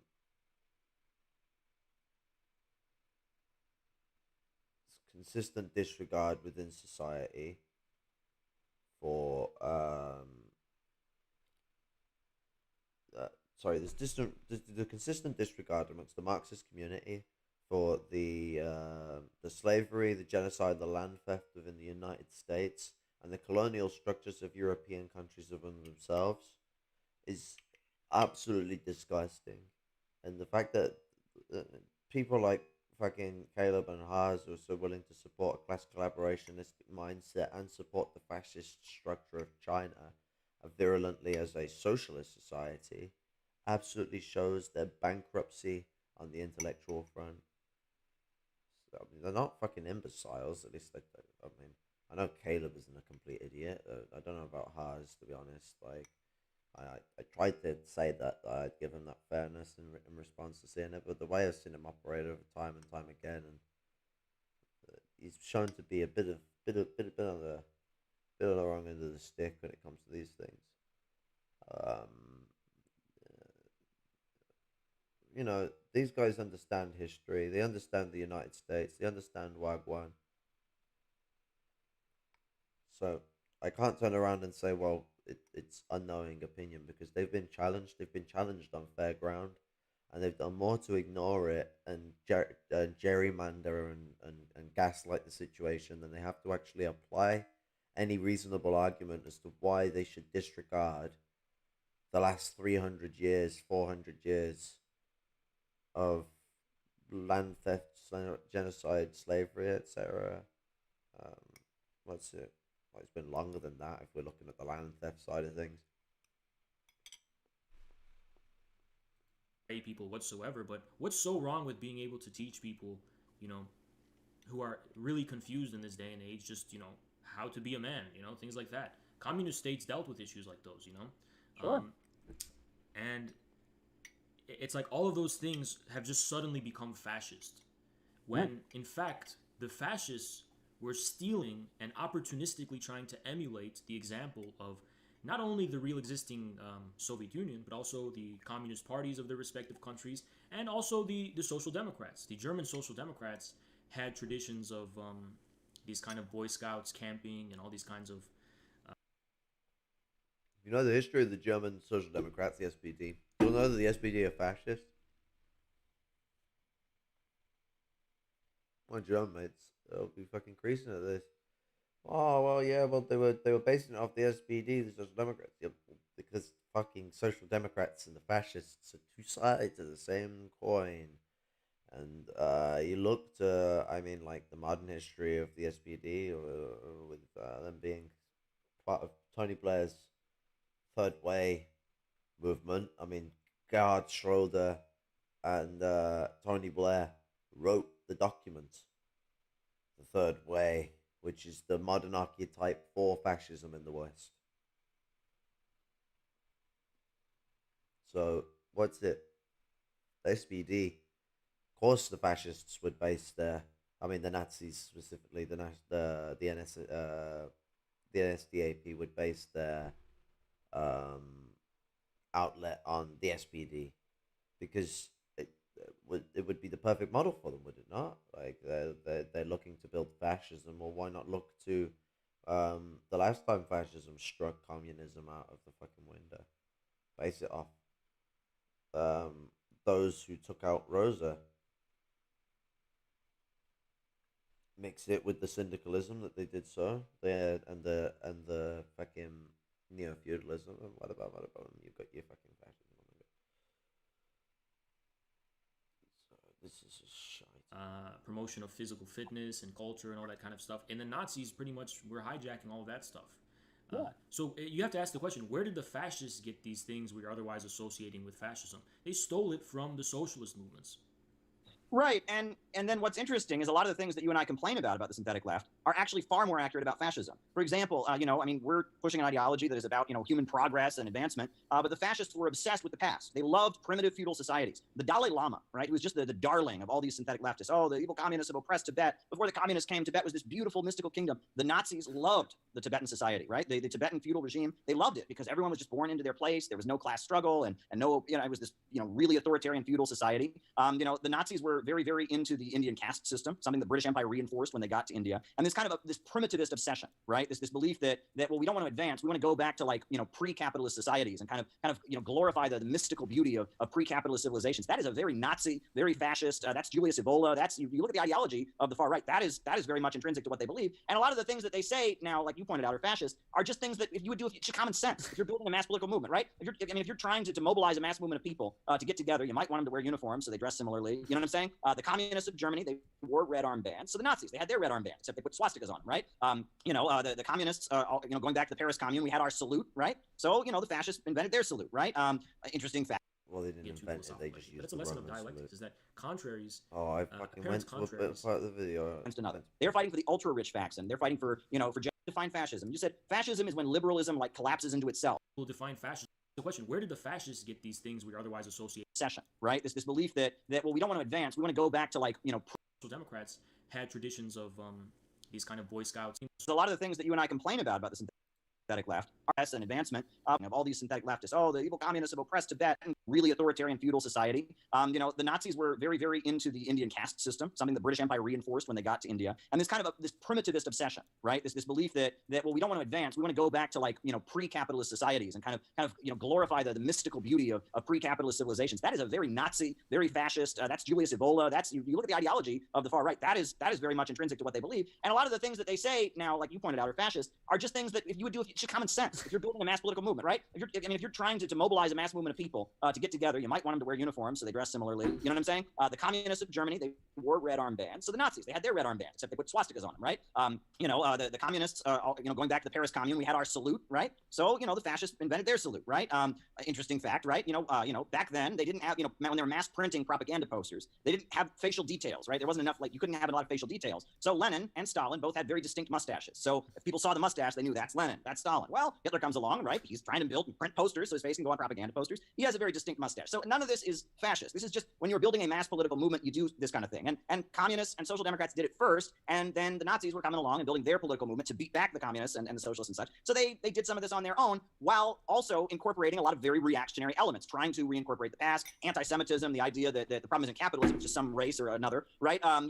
They were co-opting some of the effective organizing tactics of the revolutionary movements, plus incorporating their very reactionary ideas, glorifying the past, wanting to go backward. Look, Malthusianism is all over Nazi ideology, right? They wanted to reduce the population. In the Soviet Union, Stalin gave women a medal, one of the highest honors. It was if you had more than 10 children, you got a medal for being a mother of the Soviet Union. The Nazis sterilized people. They went around, they first started with disabled people, sterilizing them, then political dissidents, sterilizing them, and we know all the rest and what eventually happened. So, the Nazis were actively trying to decrease their population, right? Whereas, in the Soviet Union, they were actively trying to expand their population. Big difference there. Very, very big difference there. The Nazi and the fascist elements, that was very much, I thought that was the most brilliant part of your debate with Vosh, right? I never had thought of that. And that, what you said, that was very brilliant. He asked you to define fascism. You said fascism is when liberalism collapses into itself. Because it's really what it is, right? It's when the liberal societies enter such a big crisis that they're forced to become illiberal to protect their system. That's actually a very good definition, a very, very good definition. We're seeing that a lot right now, right? This is the argument, right, is that, the Western world is so great because everyone can think whatever they want, everyone can say whatever they want. But now there's such a crisis in society, and there's a lot of people joining these illiberal movements like communism or the far right or whatever. So we need to start banning people from the internet in case they would. It's like, wait a second. I thought what was so great is that we don't ban people from the internet, and this is liberalism collapsing onto itself. Oh, we're for total free speech, and that's why we have to ban people who might, come into power and limit total free speech. This is like it's getting crazy, right? And that's kind of the basis of what fascism is. The liberal society is so threatened in a crisis that it's reduced to that. I talk about Bonapartism, and how one section of the ruling class will battle against other sections, and I think that's really key into understanding. And that's Karl Marx's pamphlet, The 18th Lumiere of Louis Bonaparte. He talks about, the finance capitalists were backing Louis Bonaparte in 1851 take over the government. And what's interesting is I think that nowadays that's kind of the role that the bread tubers kind of play, right? They are fighting for one faction of the ruling class against another. They're fighting for the ultra rich faction. They're fighting for Jeff Bezos. They're fighting for George Soros. They're fighting for the ultra rich against kind of an insurgency by Betsy DeVos and who's the guy who owns Home Depot? What's his name? The Home Depot guy. And there's these lower level capitalists, fracking companies, others that are kind of fighting back against the ultra rich, in a turf war. And the bread tubers, they're the hit squad, the goon squad of the ultra rich to control the lower level capitalists who are rebelling around Donald Trump. And that's really what's going on. And it's interesting because at the same time, we're supposed to hate Trump because he's illiberal. Remember that? Like, he's illiberal, right? Trump is illiberal. He's just like Kim Jong-un. He's just like Putin. He's just like China. He's illiberal. He's a threat to our liberal order. So what we got to do, according to CNN, right, is we got to kidnap people and deprogram them and brainwash them to make sure they don't follow this guy who's illiberal and brainwashes. This is getting stupid. You know what I'm saying? Like, it's really, really, really bizarre and silly. And it's like, I'm not a QAnon guy. I think it's a really crazy conspiracy theory. But at the end of the day, the fact that a lot of working class Americans are so angry at the ruling class and so angry at the elite that they think these people might be satanic pedophiles. Is that a bad thing? I'd rather they think they're satanic pedophiles than think they're good. At the end of the day, right? I want to engage with these people. I'd rather these people think that they're capitalists and the solution is workers' power. That's what I want. I don't want to just shame them back into obeying the elites of this country. The priorities are all confused. People make these endless analogies to the 1930s, right? And that's a pet peeve of mine too. The 1930s, right? Roosevelt entered a popular front alliance with the communists, and great victories were won. This is not the 1930s, okay? There's no Soviet Union now. There's no mass communist party, and the Communist Party sold out the working class to Roosevelt. Wasn't it? Oh wow, Roosevelt, he joined an alliance with the Communist Party. No, they sold the people out. America was having a famine at the time. Millions of people were dying. And rather than taking the heat of struggle and bringing freedom to the system at hand and having a revolution and putting the working people in charge, the Communist Party decided to sell the people out to the American government, which then used fascist policies to keep capitalism alive, um, buy off the masses of America, and make the leap into America being the world's largest socioeconomic power. America went into the stage of being the workshop of the world.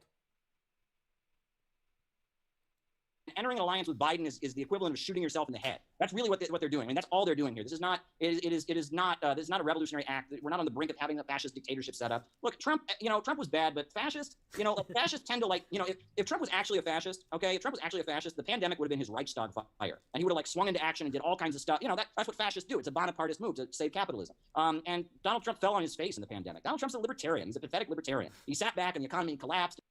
Fascism is like, are you on about late stage Bonapartism, like Bonaparte the Third, or you're on about Bonaparte the First? Because Bonaparte the First is supposed to be a progressive Kaiserist, and then Bonaparte the Third would be the regressive Kaiserist.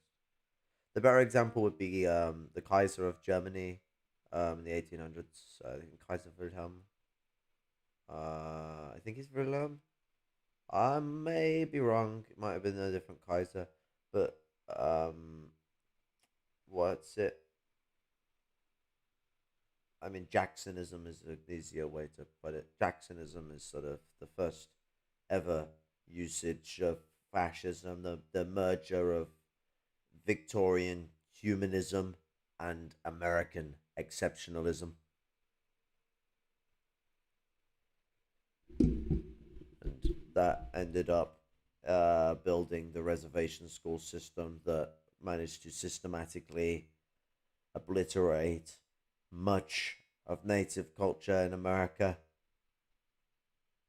and put many of the others in a very strenuous position. So yeah, hide behind calling it Bonapartism. It's like Jacksonism would be a better name. Jacksonism much better describes this. And fell apart, and he couldn't even tell people to put masks on their face. What kind of, a fascist would shoot people for not putting masks on? He'd implement the death penalty for not wearing a mask if he's a fascist. Come on, Donald Trump doesn't have the courage to tell his supporters to put their masks on, and he's a fascist. Fascism is heavy-handed authoritarianism to try and save capitalism. Donald Trump was weak and pathetic and trying to protect lower levels of capital from some of the managerial schemes of the ultra-rich. He appealed to racism and anti-immigrant bigotry, anti-Islamic, people's bigotry and their delusions and such. So, I mean, you can see elements there. At the end of the day, I mean, Trump was a pretty pathetic guy. And, I don't think his crime was being illiberal. I don't think his crime was appealing to masculinity. I think his crime was that he was a phony and a fraud. That's what I think his crime was.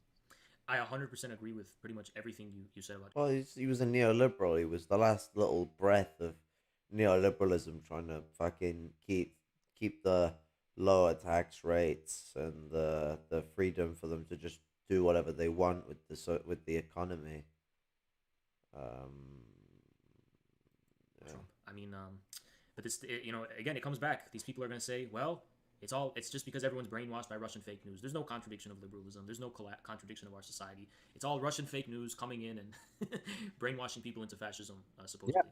But, back to this thing about fascism as liberalism and contradiction.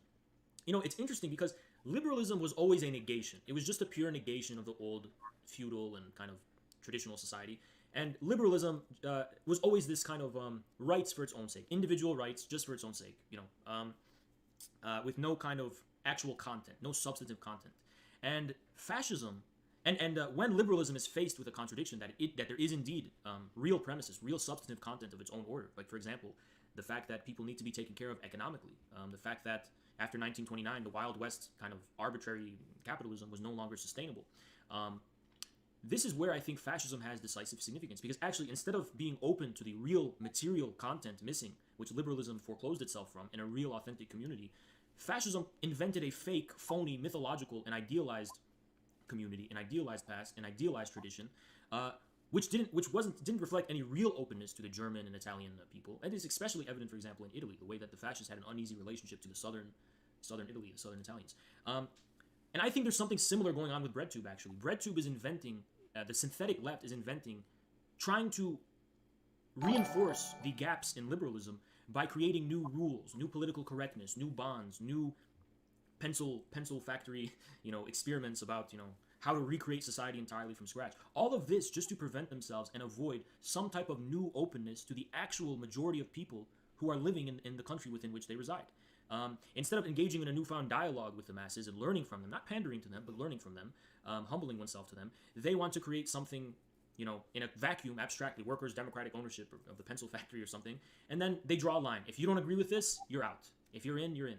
And that's actually what this whole culture war is about. It's not actually about the supposed content of transgender rights and gay rights and all this kind of stuff. It's a way of this kind of elite, this cultural elite, to estrange themselves from the majority of the people and basically create their own culture and reality from scratch without having to acknowledge the real material reality that is beyond these kinds of bubbles and walls they're creating for themselves. So, to me, that's another way BreadTube is very related to fascism. But speaking about this whole fascism business, this is the plain fact.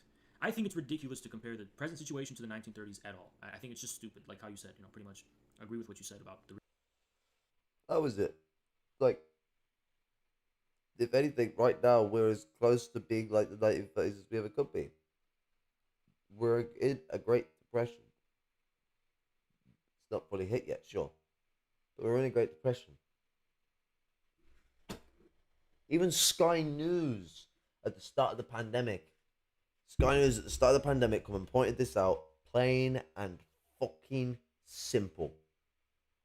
Anyone who thinks the economic crises that we're going to be going through from 2020 and for the next, it's more so from 2019, but from 2020 for the next 5 to 10 years, who thinks that that's because of the coronavirus, are out of their mind. The economic crisis was coming as harsh as it's coming now, regardless of whether we would have been hit by the coronavirus or not. All the coronavirus has done is made things worse. And there's a lot of shit to suggest that they let shit get worse than it could have been handled anyway.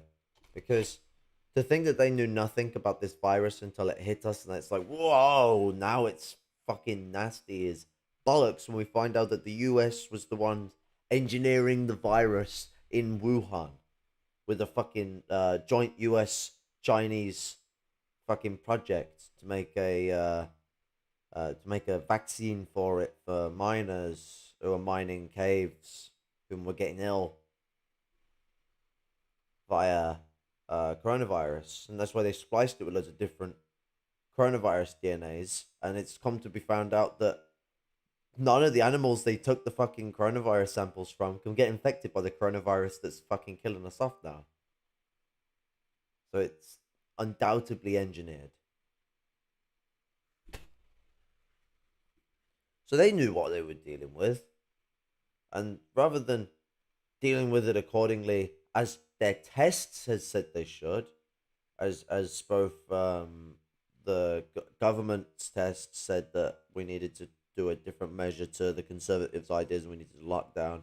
There was a simulation done by Microsoft, Bill Gates, in which come up to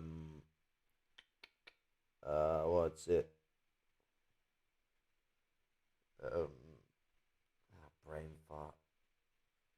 Bill Gates that come to the solution of doing global-wide lockdown for a matter of months to sort of stop the virus from being able to travel. Something we never properly achieved in many places because it was always this half-assed lockdown for the most part. And whenever there was a serious lockdown, it was released as soon as there was ever a whiff of chance to, without giving great reason for the virus to have properly died down. And then a vaccine that's known to be leaky was pressured for everyone to take with scaremonger tactics, just to then find out that the vaccine can't actually get rid of the virus because it's a leaky vaccine and isn't containing the virus. It's causing it to spread, which means it's still able to mutate. Eventually it's going to get past you regardless. They're trying to make repeat business out of this virus. So what's it? Reasons why. But another reason I would add is that kind of missing one really, like, plain fact. I think it's ridiculous to compare the present situation to the 1930s at all. But yeah, no, all this shit is being caused by the coronavirus, but the state we're in now is the same position that the 1930s was in. The 1930s, 1927 to 1936, you saw the beginning of the end of the British Empire. That's when they had the big economic crash that caused a great global crash of the capitalist order that was tied to the British Empire. And that's when the US, through that crash, chose to now go against the British capitalist order in building the hegemonic placement of power. And that's why you saw the US challenging Britain over India during the 30s. And even post World War, and even throughout and post World War II. The US was challenging for hegemonic placement of the imperialist order. I mean, Britain and the US had their hands in the creation of Nazi Germany, including the British Secret Service. But a lot of it, American bourgeoisie, capitalists, business owners. And that's because there was a benefit to America for Hitler to invade both West and East. The USSR, being a socialist nation, was a threat to the capitalist order because it showed the representation that working people can build and run a society. You have then the the usefulness of knocking both France and Britain off the pedestal really easily. No conflict needed. They're already going to be in such a shit position that you can basically get them to be reliant upon you. The British were more so interested in dealing with the Soviet Union. They were seen as a threat to the British Empire. What's it?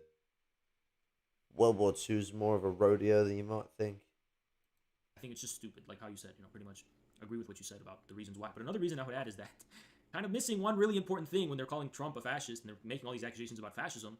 It's not only the fact that we do have China, so that's kind of an equivalent to the Soviet Union, but what about war? There was no fascism without some type of newfound aggression against other countries. Italy invaded Ethiopia for no reason. I mean, there were reasons, but this was the meaning of fascism in Italy, the meaning of fascism in Germany. They invaded them for no reason. Well, there was reasons. Was the eastward and invasion, the conquest of the living space or whatever, and the destruction of the Soviet Union. If anyone wants to look at where anything that bears any similarity to the 1930s fascism is going to come from, why don't they look at the actual American deep state and its attempts to create newfound aggression against rising powers like China and Russia? If fascism is going to come somewhere, it's going to come from the humiliated national feeling that is coming with the rise of China, coupled with the deep state's hostility to China. And then one last thing I just wanted to say about the satanic elites and stuff is that, honest to God, I may be at the threat of embarrassing myself, but honest to God, I have no idea what kind of twisted and warped and depraved culture actually prevails among these elites. Because after what was revealed with Jeffrey Epstein, at the very least, I have to confine myself to a position of ignorance. I just don't know. Honestly, I don't know if they're satanic elites. I mean, satanic pedophiles. They might be, It's up in the air. We, honest to God, just don't know, But it wouldn't surprise me, is all I'd say. Well, as far as what you said about fascism and war, I really, if there's any German folks watching, I deeply sympathize with you because, the ideas of Hitler, those were British Empire ideas, right? Malthusianism, racial pseudoscience, anti-Semitism, and that there's been this whole emphasis in the way history is taught that, like, fascism is just, like, magically German, right? Like, Germans are just fascist people. They're just inherently fascist, and it's, like, without... No, it's not just British either. It's American. They merged Victorian humanism and American exceptionalism. That's the foundations of fascism. Eugenic science comes from Victorian humanism. The manifest destiny comes from American exceptionalism. Thousands of years, the Germans have been like that, and that's not true. Germany, until Hitler, was the center of the global gay rights movement. There were huge institutions promoting gay rights in Germany in the 1920s.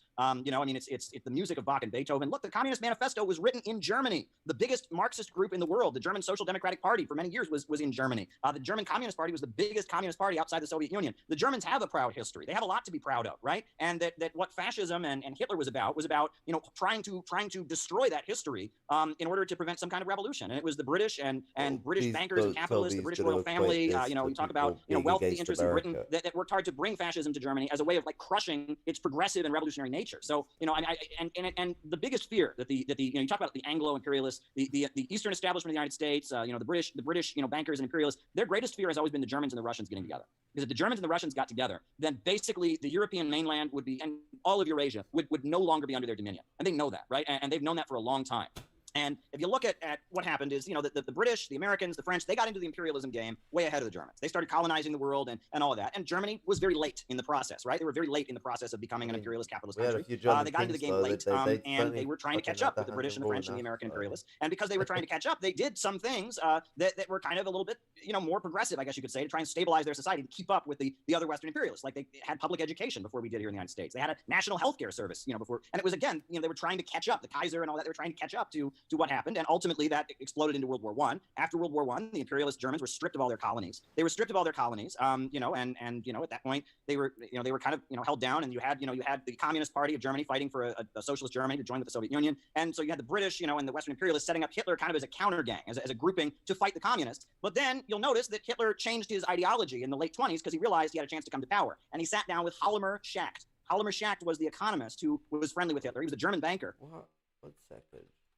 Catch up, the Kaiser and all that, they were trying to catch up to what happened, and ultimately that exploded into World War I. After World War I, the imperialist Germans were stripped of all their colonies. They were stripped of all their colonies, and at that point they were kind of held down, and you had the Communist Party of Germany fighting for a socialist Germany to join with the Soviet Union, and so you had the British, and the Western imperialists setting up Hitler kind of as a counter gang, as a grouping to fight the communists. But then you'll notice that Hitler changed his ideology in the late 1920s because he realized he had a chance to come to power, and he sat down with Hjalmar Schacht. Hjalmar Schacht was the economist who was friendly with Hitler. He was a German banker, and he basically, Hitler stopped working for the British, and he started working for the Krupps and the Tysons and for Schacht. And the German industrialists seized control of the government, killed all the communists, but also canceled the loans of the British and started trying to re-seize colonies and seize territory again. And then you have World War II. And ever since World War II, Germany once again, beaten down, but their capitalist economy reemerging. So now you have a situation where the Germans have been saying, look, we want to buy natural gas from Russia. The United States is on the other side of the world. Russia is right here. We're going to buy natural gas from Russia. We're going to build this Nord Stream 2 pipeline. And the United States and Britain are going crazy and telling the Germans they don't have the right to buy natural gas from Russia. And it's this huge issue that they... That's not a socialist move, though. That's Russia and Germany building a relationship with each other as two superpowers. Now, I can't believe that I'm really having to fucking go into this. Hitler was still fucking, being set up by the British and the Americans once he had been integrated to the American bourgeoisie. What do you think the British and the Americans wanted from Hitler? They wanted him to be properly integrated within society. They didn't need him to be on the fucking payroll. All they needed was him to take power and Germany to run amok. They didn't need Germany to be a peaceful nation. They needed Germany to be a wrecker nation. The only thing that would have been beneficial of Germany taking an alliance with the British, which if you actually know anything about Nazi Germany, you'll know that Nazi Germany was very much on the side of wanting to get Britain to side with it. If they decided with each other, they would have gone to war against the Soviet Union. But Britain decided to make a promise to Poland, and that promise stopped Britain from being able to stipulate any alliance with Nazi Germany, thank goodness. And Nazi Germany's conquest west into France completely sort of lobbed it off the table. Britain didn't see it as much as they might have been. Thankful that a rival is weaker. The British were not so fond of the Nazi war machine rearing over its channel and telling it that it should either join it or fucking be invaded.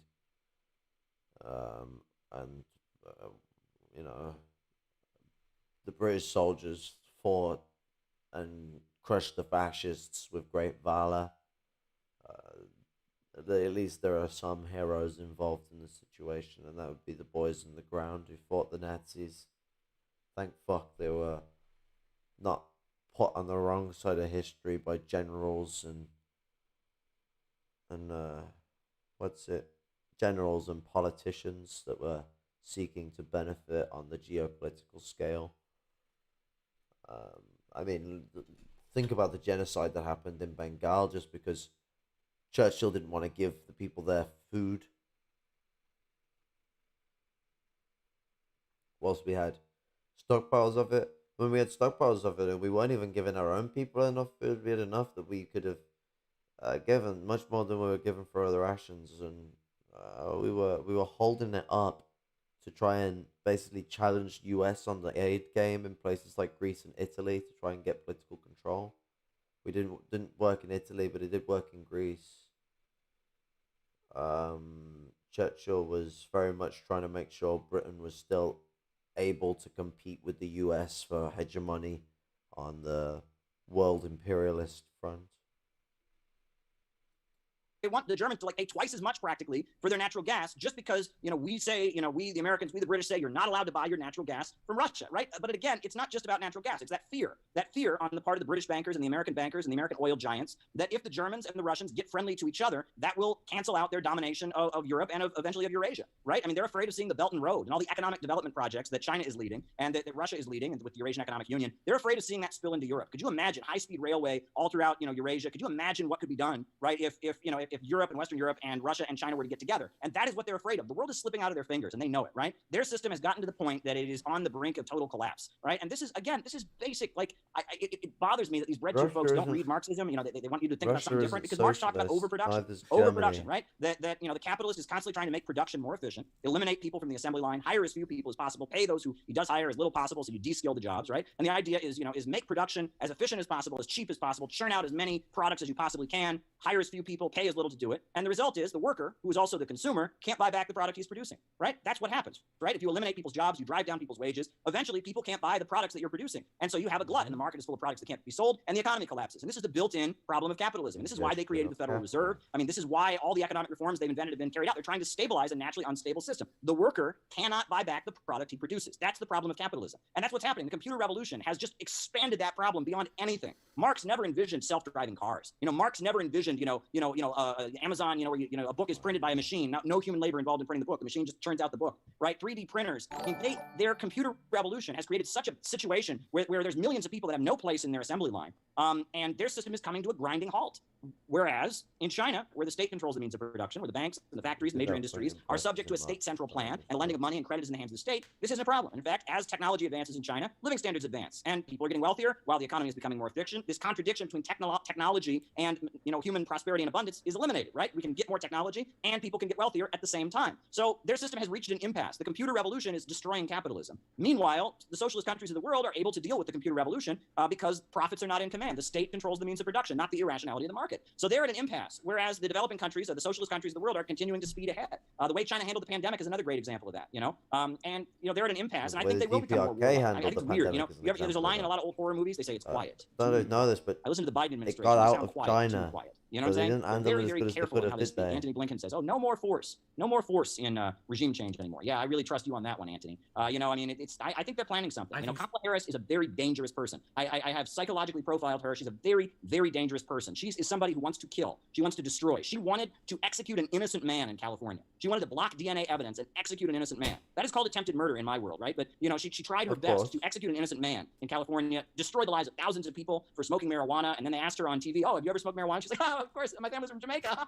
It's like, this is a dangerous woman, and she was put in there to continue doing what the Hillary Clinton State Department wants, and that is unleash chaos and mass destruction to preserve the rule of Wall Street bankers and London bankers. So I'm really perplexed by the kind of passive, silent, careful words we're hearing from the Biden administration. I think behind the scenes they're planning something. There are negotiations going on right now. They're getting ready to do something big, and when something big happens, which we don't know what it is, when something big happens, it is our responsibility. Those of us who understand how the world is actually working, it is our responsibility to tell the working class people of this country that their enemy isn't on Wall Street, their enemy is not in Iran, their enemy is not in China, their enemy is not in Russia or Venezuela. Their enemy is the billionaire bankers that run this country. This is basic. Our real enemy is at home. That was the message of the revolutionary working class anti-war movement of Eugene Debs and Joe Hill and so many great figures throughout this country. Our real enemy is at home. Our lives are being destroyed by the capitalists, and we need to get that. Ever since I turned around and said that he doesn't mention Eugene Debs very often, he started mentioning Eugene Debs as one of 3 people he'll ever mention whenever he starts making his little list off his fucking tongue. Oh, he's funny. message out to people. You know, one thing that's interesting is you'll notice that the anti-China obsession of Trump has carried over, right? Anthony Blinken said that China is the only country in the world that can challenge the open international system. Right? The open international system. Isn't that an interesting turn of phrase, the open international system? You know, when they rule the world, it's open, right? You know what I'm saying? I mean, you know what I'm saying? You know, it's like when they're in charge, it's just, it's open, right? You know, I mean, they're not in charge. It's just, that's just the way it's supposed to be, you know? But if China were to start to grow as a country and have international influence, they're challenging, it's not open anymore, right? I mean, it's like they're de facto supposed to be in charge. That's just the way it is. And if you start meddling with that, you're being a dictator, right? Because de facto, the natural order of the world is them being in charge. Well, I think I would disagree with that. I look at the world right now, I think things are very unnatural. We're seeing a lot of unnatural disasters. We're seeing man-made famines caused by capitalism. I mean, you know, look what's happened in Africa since this pandemic started. Malnutrition through the roof. That's their system. That is their system, right? That kills people all over the world. It's destroying the lives of working families in this country. You know, those of us who understand actually Marxism, Leninism, who actually understand it, we have a duty. We have a responsibility to get people in the United States to understand who their real enemy is. You know, we always like to say that it's important to learn from China. You know, obviously China is a different country with a completely different history, but the way China's socialism is able to reconcile contradictions and function with its dynamism, it's really arrogant that there's anyone in America calling themselves a socialist who's dismissing and foreclosing themselves to probably the most successful socialist country that gives meaning to the word. I mean, in history of the world. But I very much agree that it seems to me as well that they are plotting something, and it has been awfully quiet. We haven't really seen a really solid indication. I like it how he says something as fucking brash as that. There's no substance to comply to it. China is not the most successful socialist country on the planet right now. Actually, at the moment, socialism is not doing so well. I don't know if people know this thing called the late Cold War and the 90s, but really bad time for socialism where most of it sort of fell to shit or went into the uh-oh phase of we're trying our best, but everything is falling apart. Please help. No one helped. You know, the DPRK is sort of the last dying bastion of socialism. Cuba's selling out. China's an imperialist country. Eastern Europe is fucking all turning into fascism now. And I mean, what's it? The capitalist. The African socialist nations have mostly been destroyed, and the one or two that still exist are not in the best of states. I don't know the full politics to say whether they're just socialist in name and sold out social democrats or whether they're in a state of amends. I don't know. I don't know the full ins and outs of African history and African socialist countries, so I won't speak on their parlor. Of the direction the Biden administration is planning on going in. But if the past is any, serves any lesson, something is going on. They're cooking something up.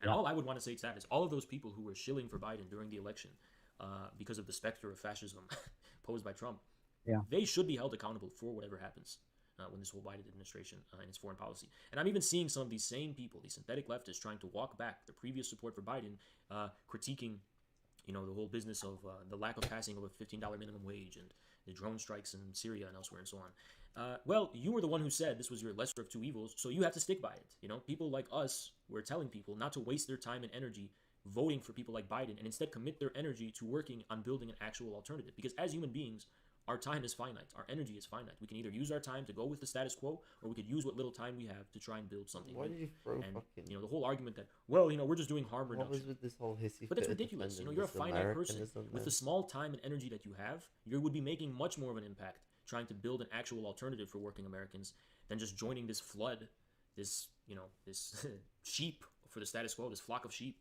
for the status quo as just one among many. If you're committing yourself to building an alternative, you're not just a sheep anymore. You're actually participating in building something new.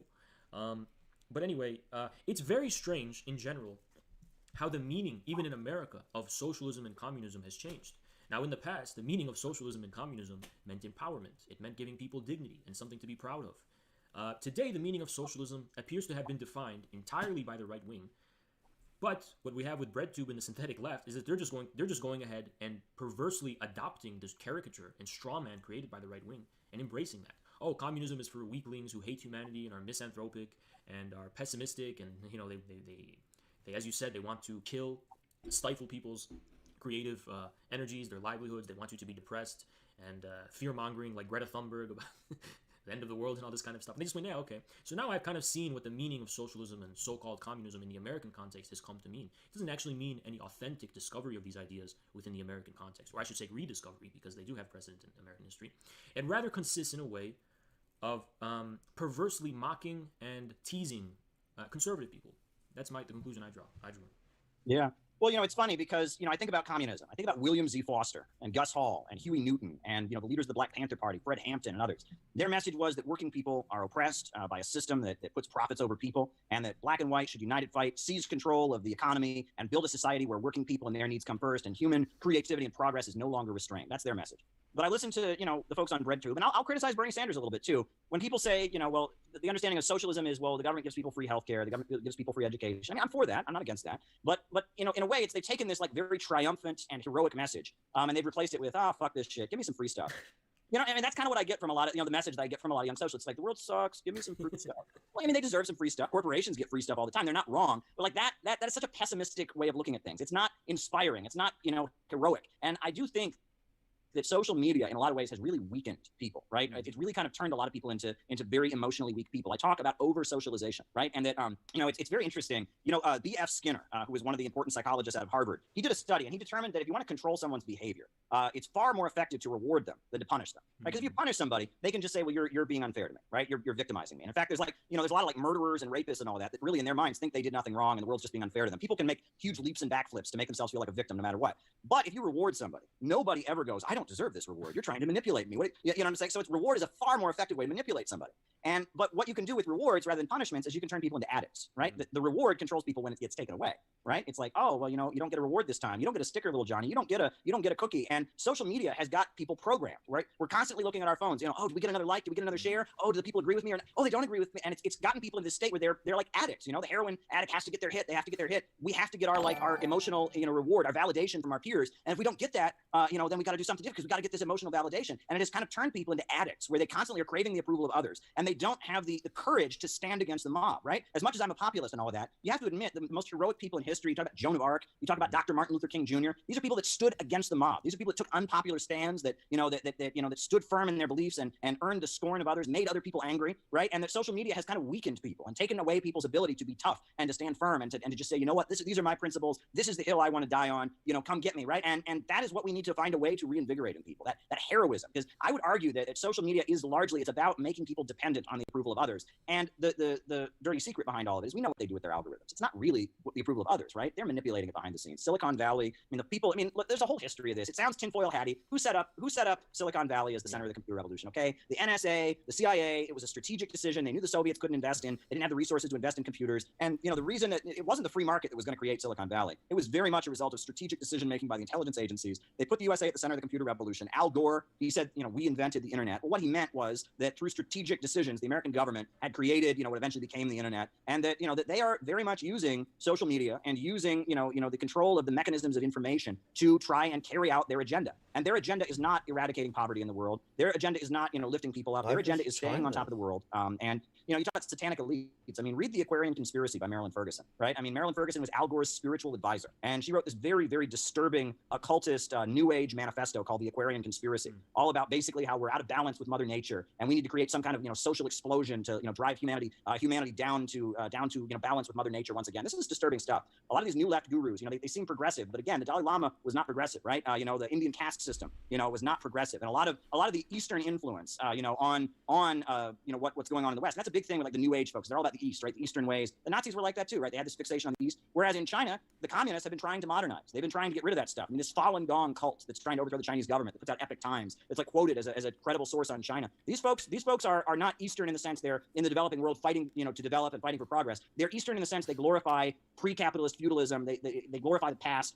They're opposed to human progress, right? And that John Foster Dulles, who was a founder of the CIA, wrote that one of the strategies of the CIA was to promote mystical religious groups that would be against communism in China. And that's long been their strategy. You can talk about Falun Gong, you can talk about Eastern Lightning, you can talk about the Hare Krishna movement, you can talk about Reverend Sun Myung Moon in South Korea. The use of like mystical reactionary groups to fight against scientific progress in the East. It's been a big aspect of CIA strategy, but also it's had a lot of influence on Silicon Valley and the kind of social engineering faction that is trying to dominate the United States and rule with social media. They have a very, very Eastern, mystical, primitivist perspective, I think, and that influences what they're doing. Yeah, I mean, it's interesting you bring up. I want to say that's the kind of more interesting stuff. But this thing about the relationship between this type of mysticism and fascism and reaction. And I mean, the Nazi thing is self-evident history. Madame Blavatsky and Theosophy was all connected to fascism, and But I think that the way humanity can establish an authentic relationship to its real past and its old religious and even to an extent mystical traditions is by embracing the wealth of modern technology and, in a sense, modern science. Because these people you're talking about, like Falun Gong and these kind of they're making a fatal assumption. They are making the assumption that the pre-modern civilization and society was explicitly establishing itself against modern progress. But that's knocking on an open door. It's just that they hadn't yet encountered what we call modern science and technology and so on and so on. That's why communists were the only ones who actually successfully, I would argue, revived the unique characteristics of their respective civilizations in Russia and also in China. Whereas people like Falun Gong and all these kinds of, I would call them fake mystics and these kinds of religious people glorifying their idealized version of feudalism, they are actually an extension of liberalism, Western liberalism, in my view. I think that's kind of a lesson from, not to get too philosophical or anything, but that's a lesson of dialectics, is that apparent contraries can coincide. You're absolutely right. Yeah, you're absolutely right. I mean, if you look at the Middle East, for example, right? Saudi Arabia is one of the most primitive, barbaric governments out there. That's who the British imperialists set up, and that's who the West embraces. Who do we attack in the Middle East? We attack, governments like Syria that are modern and secular, governments like the Islamic Republic of Iran, where they have women who are brigadier generals in the military and multiple party elections, et cetera. And that this is part of the problem with the synthetic left, is that they've obliterated the economic definition of imperialism, right? Imperialism is about holding back development so the Western capitalists can keep the world as a captive market. But then, what is your ignorance of Chinese imperialism? Is that an ignorance of the definition of socioeconomic imperialism? Does it have to be done directly through war for it to be imperialism for you, or are we actually going to go by the definition made by Lenin? Imperialism is the dominance of finance capital within the globalized framework. Is when industrial capital evolves into finance capital. China dominates Africa through the exploitation of capital and the extraction of resources. They use their military to collect debts. They have a physical presence of the world as a superpower and have billionaires, which are a contradictive byproduct of imperialist development. China is as empire as the US and any other nation, and to think it isn't is blindness to try and think that you can find a good guy out of a nation that rammed its people into sweatshops. There was a time when Britain and America were doing that to its people as well. It's called the industrialization era. That's how capitalism industrializes. Rams people into sweatshops and sells its labor out to the rest of the world. That's how Britain became the biggest empire in the world. That's how America became the biggest empire in the world. That's how China is trying to become the biggest empire in the world. And instead, it's become, quote unquote, cultural imperialism, right? And cultural imperialism means if you do anything to, if these countries do anything to modernize, right? If in the Arab world, the Baathists come in and build power plants and wipe out illiteracy, well, that's getting away from the beautiful, primitive ways. Look at Saudi Arabia. That's a beautiful, I mean, that's the way these people think. I mean, in Nicaragua, the Sandinistas, the socialist government, they are working very hard to eradicate poverty. They wiped out illiteracy. They've done all of this. And the CIA goes and they find like the most like crazy reactionary sects of the indigenous people who don't believe in technology and stuff and say, oh, look at these indigenous people. They're so angry about what the Sandinistas are doing. I mean, it's ridiculous. It'd be like if you went to, I'm from Ohio, right? Mm-hmm. You could find like an Amish guy in Ohio, and the next time they're building a power plant, put him on TV. Oh, we Ohioans don't believe in electricity. This is not our way. You're oppressing our beautiful Ohio culture. We're Amish here. And this is. I mean, and the majority of people in Nicaragua are indigenous, right? And that, again, it's about obscuring the actual definition of imperialism. If it becomes cultural imperialism, then and I mean there are, and that's kind of the beauty of modern China is, the first act of Dr. Sun Yat-sen when he launched the revolution was he smashed the idols in the temple, right? And he told the people of China, these are primitive beliefs. We need to be modern, scientific like the West. Mao took that to a whole nother level with the Cultural Revolution. But now in China, they found like kind of a balance where, that Marxism, Leninism, and Mao Zedong thought, and and Confucianism, and some of the aspects of Chinese civilization are able to kind of like have a synergy, right? They reject all the aspects of traditionalism, like kind of a balance where, that Marxism, Leninism, and Mao Zedong thought, and and Confucianism, and some of the aspects of Chinese civilization are able to kind of like have a synergy.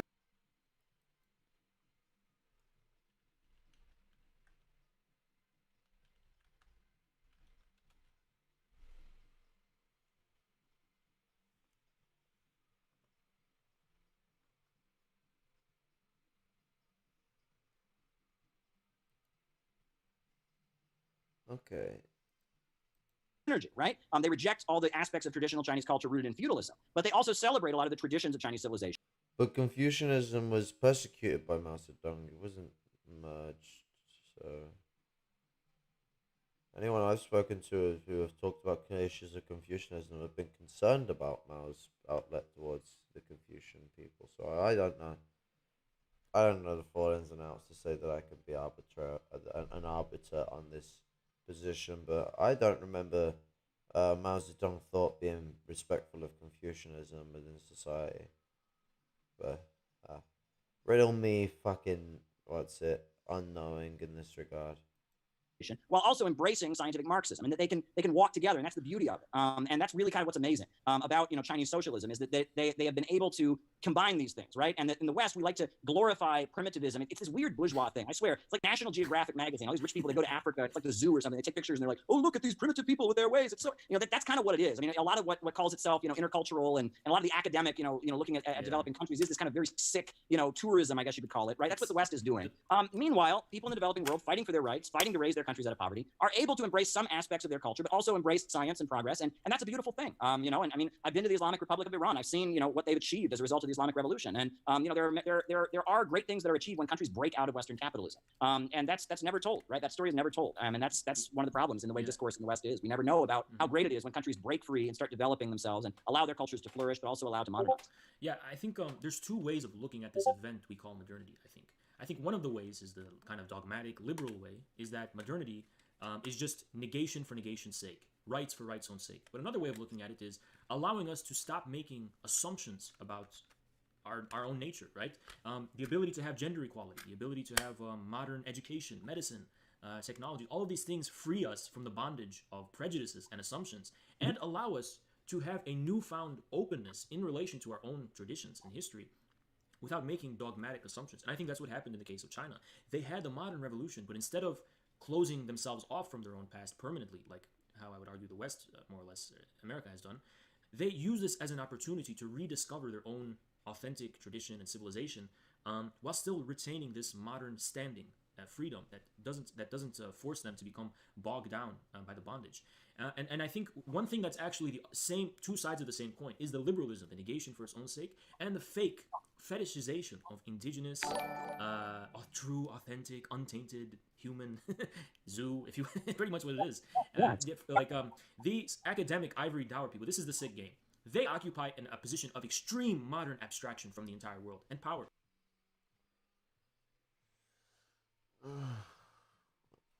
People that are trying to push for indigenous rights and control aren't people who are pushing for some zoo or some stagnant society.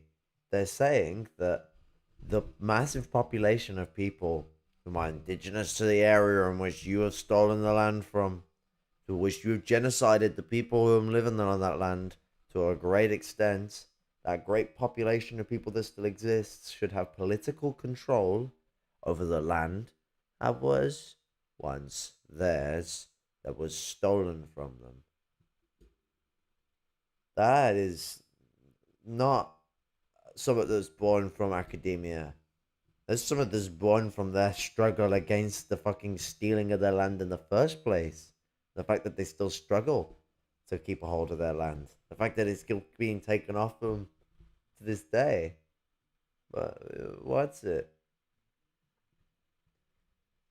To combine, to turn around and trivialize the indigenous struggle as wanting to stay back because it's got indigenous doesn't mean someone who's behind him. It just means you're indigenous to the land of which you come from.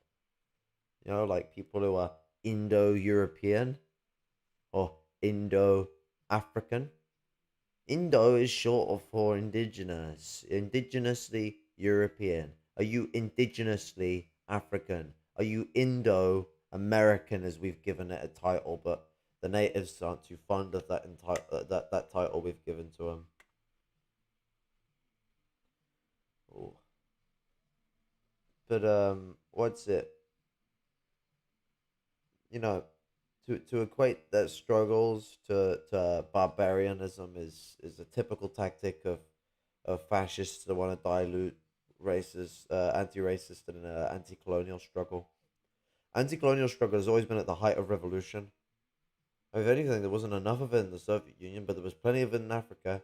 And I'm not saying there wasn't any in the Soviet Union. The Soviet Union much did rise out of anti-colonial struggle, but there was things that they didn't go far enough on.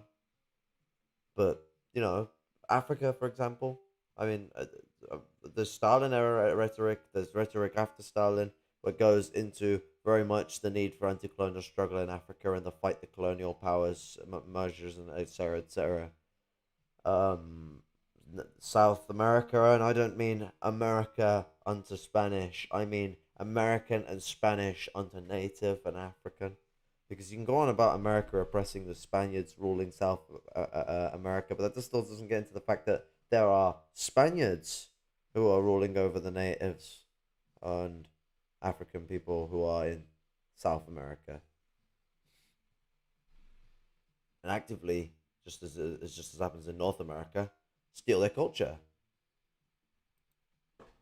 And the way these elites love to secure their power is by referring to the most marginal, the most indigenous and so on types of people, and just say, this is our substance, this is our content, because those people don't actually pose a threat to their position in their ivory tower. But these, working class people in the West, this toxic Trump supporters and all this kinds of thing, those people actually do pose a threat to the institution. Thinks that people are promoting the indigenous people because they're less threatening than the white working class.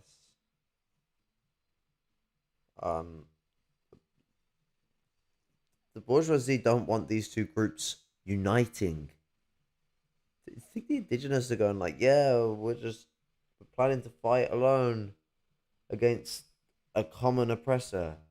No, they already know that people who are poor, who are white, black, and red all over, are going to be fighting with them because that's struggle.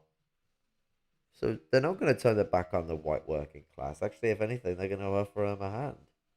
But they're not going to turn around and say, well, we're going to now build a new America built off the same fucking contradictions that built America before it. That's fucking stupid. The whole premise is to build a new society where the native have political power over their land, and that they get to apply those in which are settlers for citizenship in their country, and those who aren't, essentially criminals on the land because they'd be disregarding it and disrespecting the people in it, can go back to their country of origin. Those who ain't, well, fucking hell, you get to stay, and you're a citizen of society with all the benefits of being a citizen of society. They're not looking to build fucking apartheid. They're looking to finally be the true fucking, a true recognized nation on the planet, and not one where a bunch of Europeans are gandering over and claiming that this is their country and it has to be their design and their system, etc. So I just find this nonsense bollocks. Power of these academic elites. One last thing about imperialism. I had a debate with some guy, Dylan Burns, recently on Twitch about imperialism. And what's fascinating to me is about how leftists make imperialism into an abstraction. They don't actually want to talk about imperialism as an actual reality, it's not a coincidence that anti-imperialist powers modernize themselves. You can't call that Western imperialism. It's just a total abstraction. If you actually look at the concrete situation, you can very clearly see the remnants of Western and specifically English imperialism on the one hand, and the peoples of the world, including peoples within Europe itself, trying to break out of this old paradigm. So it's fascinating to me that it's all about some abstract principle. Oh, China's committing imperialism because there's a dispute in the South China Sea. It's stupid, So, yeah, it's pretty ridiculous. Again, I mean, they think imperialism is a verb. They think it's something you do. Western and specifically English imperialism on the one hand, and the peoples of the world, including peoples within Europe itself, trying to break out of imperialism on the one hand, and the peoples of the You say he lives in Europe. I thought he lives in America. What? 1 second. world, including peoples within Europe itself, trying to break, and the peoples of the world, including peoples within Europe itself, trying to break out the world, including peoples within Europe itself, trying to break out of this Is he old phone the paradigm. geezer he's So speaking it's to? Because I'm pretty fascinating to sure me that Has lives in it's America, all about doesn't he? some abstract principle. Oh, China's committing imperialism because there's a dispute in South China Sea. It's stupid, you know? Yeah, it's pretty ridiculous. Again, No, I mean, they China's think committing imperialism is imperialism because of their dominance over Africa. Their exportation of capital, their use of African as cheap labor, their extraction of resources from Africa. We've even seen them whipping Africans. Like fucking no argument here. verb. You know, they think it's something you do. I've even heard people say imperializing. Okay, they IZE on the end of it. That's not even like proper use of the English language. But no, imperialism is a system. You know, Lenin's definition of imperialism needs to be revisited. People need to understand that imperialism is not one country influencing another country or trading with another country. It is a global setup where big monopolies stop development around the world. I tell people imperialism is Wall Street in London keeping the world poor so that they can stay rich. That's what imperialism is. Yeah, I mean, Imperialism isn't just the Western thing. You're poisoning the world. I just tell them that it is only what the West does, and not what the East does. That's exactly the same as what the West does. You're a fucking plank.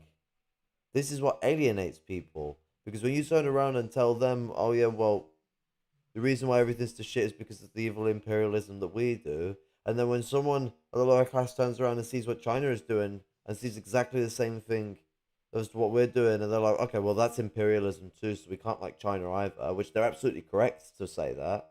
What are you going to do? You're going to turn around and attack them, or are you going to actually turn around and respect what ordinary people seem to see better than yourself? I mean, these people like to always disregard ordinary people as not as fucking capably minded as anyone who's fucking decided to read some fancy fucking books that's got some fucking Marx name on it, or any other fucking dickhead of the Marxist tech tree. Seem to think that they're now above everyone in society, and they can speak the fucking language of the universe. People see China as as just as fucking bad as anything, if not worse, and they're right to see it as if not worse, because it's a rising power. It's the next step up, which means it is going to be worse. US was worse than Britain. Britain was worse than France.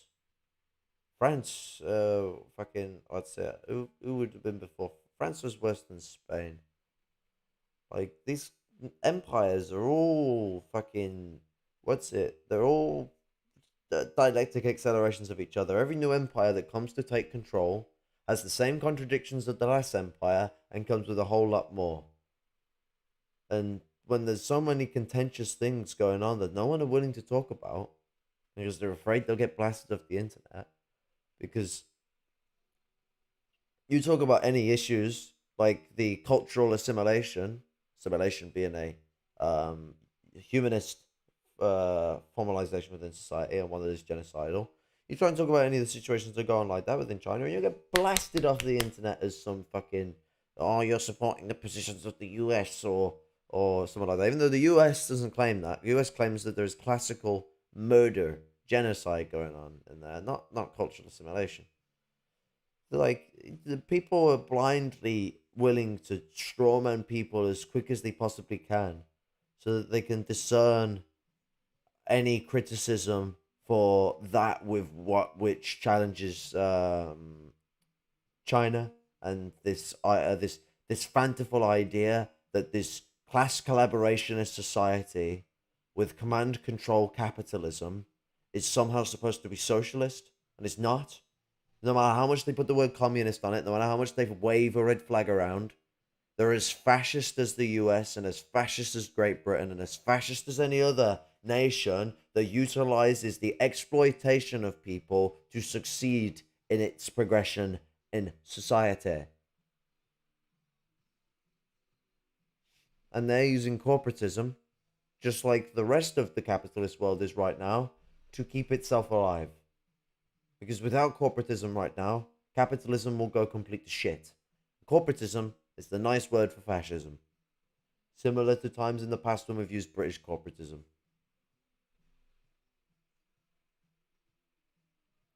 Blair's Third Way is actually based off corporatism. And you can see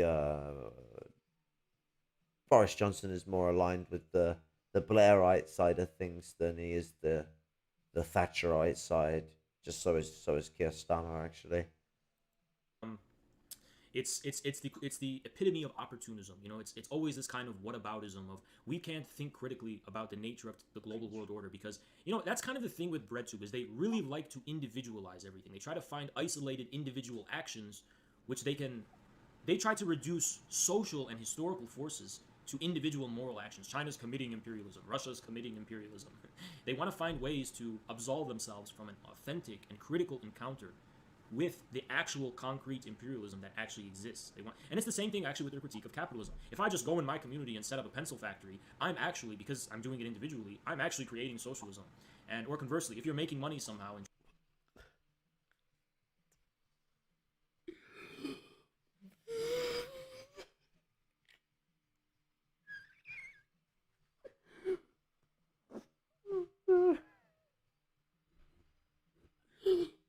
I'm sorry. If I go and start a piece of private property, it's to be starting public property, isn't it? I'm sorry.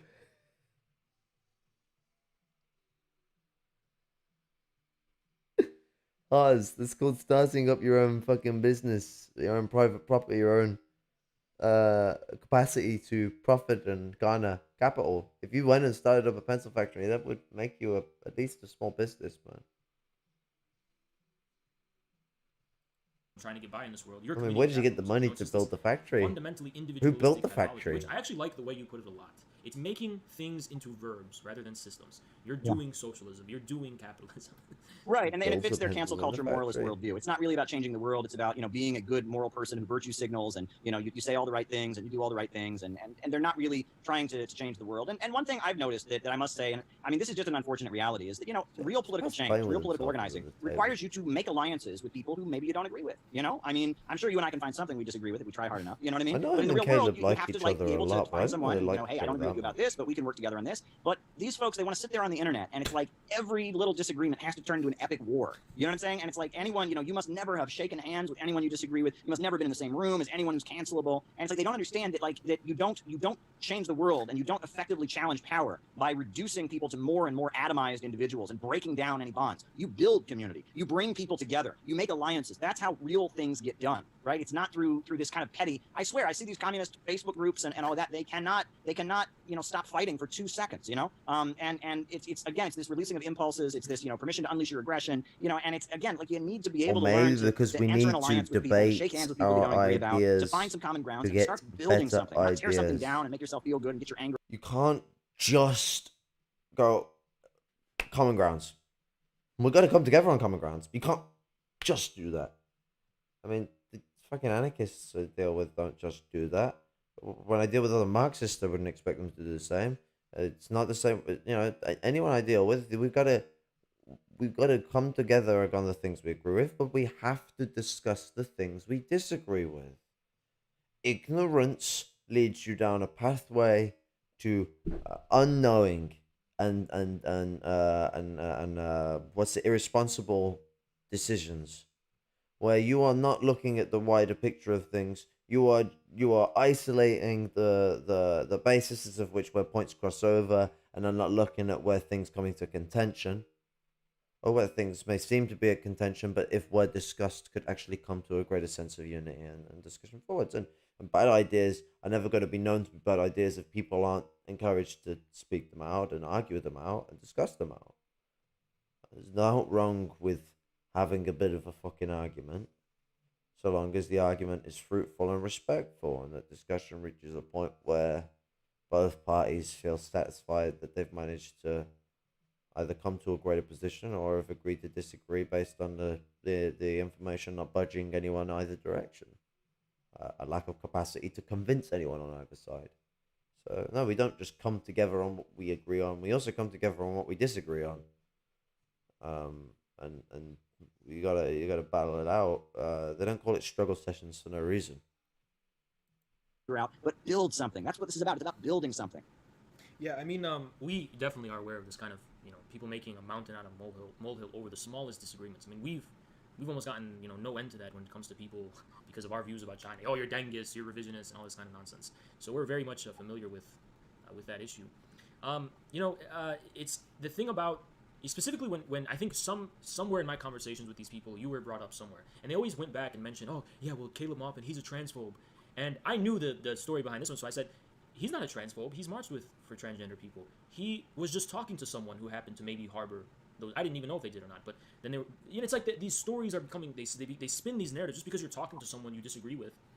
The other one was Dugan. That everyone, because you're an Oswald now because you talked to Dugan. I mean, it's ridiculous. It's a fundamental break. Talk to Dugan. It was a little more than just talk to Dugan. Like, even Dugan got it off like a fucking house on fire.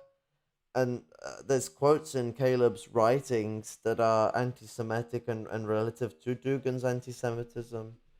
So to turn around and be like, oh, well, the Dugan stuff because you spoke with him. It's a bit more than spoke with him. Those two basically fucking sucked each other off for as long as they fucking could.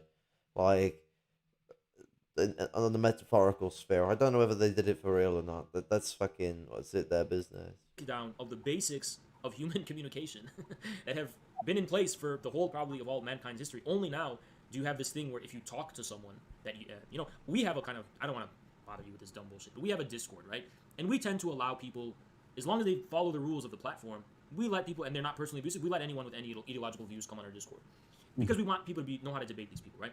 Right. And people will smear us for anything anyone says in that, just because we don't ban people for having opposing political views. So it's shocking to me that that this type of level of individualism has gotten to this level. Not banning people for opposing political views was allowing people to call people N-word monkey in his server. So for whatever the rules may have changed now, they used to be fine with people.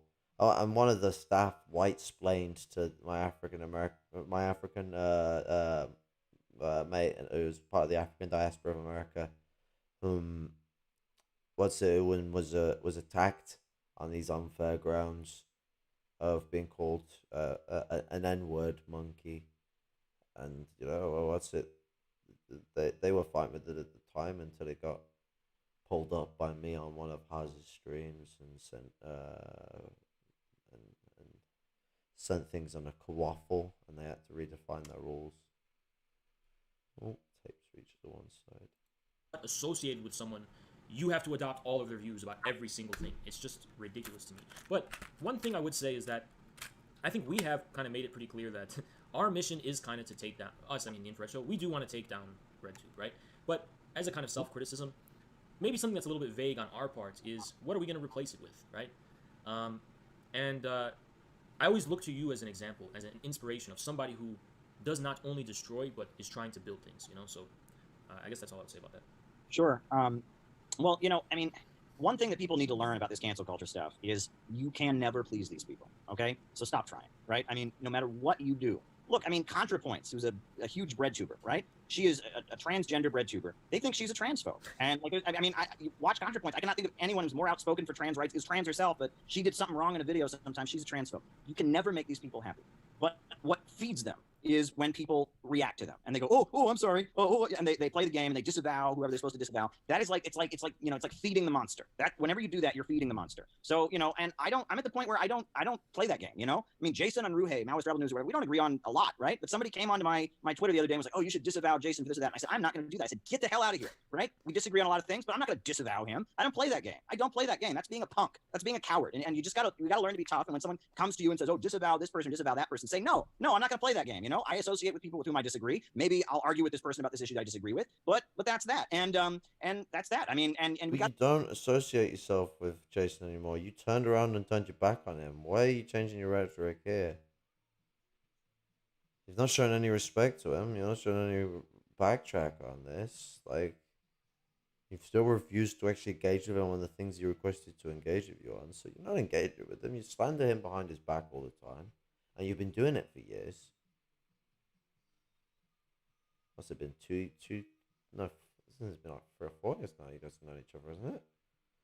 Yeah, it's been like 3 or 4 years. I think you guys have known each other now. I've been slandering it, and I know from fucking people who have been in your circle that for the fucking most part of your relationship with Jason, you've been slandering him behind his back. So you never fucking have respect for Jason. Fuck off. We got to do that. And also, on some of these issues, I must say, like Dugin, right? Dugin has his view, fourth political theory, Eurasianism. That's his viewpoint. Obviously not my viewpoint. I'm a Marxist-Leninist. I believe in historical progress, etc. But he's a very important Russian intellectual, very influential. A lot of people in Russia read his words. A lot of people in Russia strongly disagree with him, but a lot of people do read what he has to say. Why would I not, as an intellectual, as an anti-imperialist in the West, why would I not want the opportunity to engage with him? And why would I not, seek that opportunity out? It's just like common sense if you're in the real world trying to get things done. Now, if you're on the internet trying to prove you're the most glorious and most pure leftist, maybe not. Jyoti Brar, she's a leader of the Communist Party, a Great Britain Marxist-Leninist. She's with the Workers' Party, and they do great stuff. They're great folks. They're trying to get to working class communities. They're building an anti-ID poll, pro-Brexit socialist party. They have been in the long haul. She went to Libya to stand with Gaddafi. She went to Gaza to stand with the Palestinians. I have huge. Well, the CPGBML is a very anti-trans party and very anti-LGBT, and they say that there shouldn't be representation within the party for the LGBT community. But then try and talk like, oh yeah, well, if we're to have representation for people, we'll have to have a section for this part, a section for that part, a section for that part. Which isn't what representation means. It means supporting the struggle of these people within the system and being like, yeah, well, we support that struggle and we want to fix them issues, and this is our platform for how we want to deal with those problems too. Not just saying, oh, well, they'll be dealt with later. That's what people say when they don't want to deal with shit. That's what people say when they want to push people's issues aside.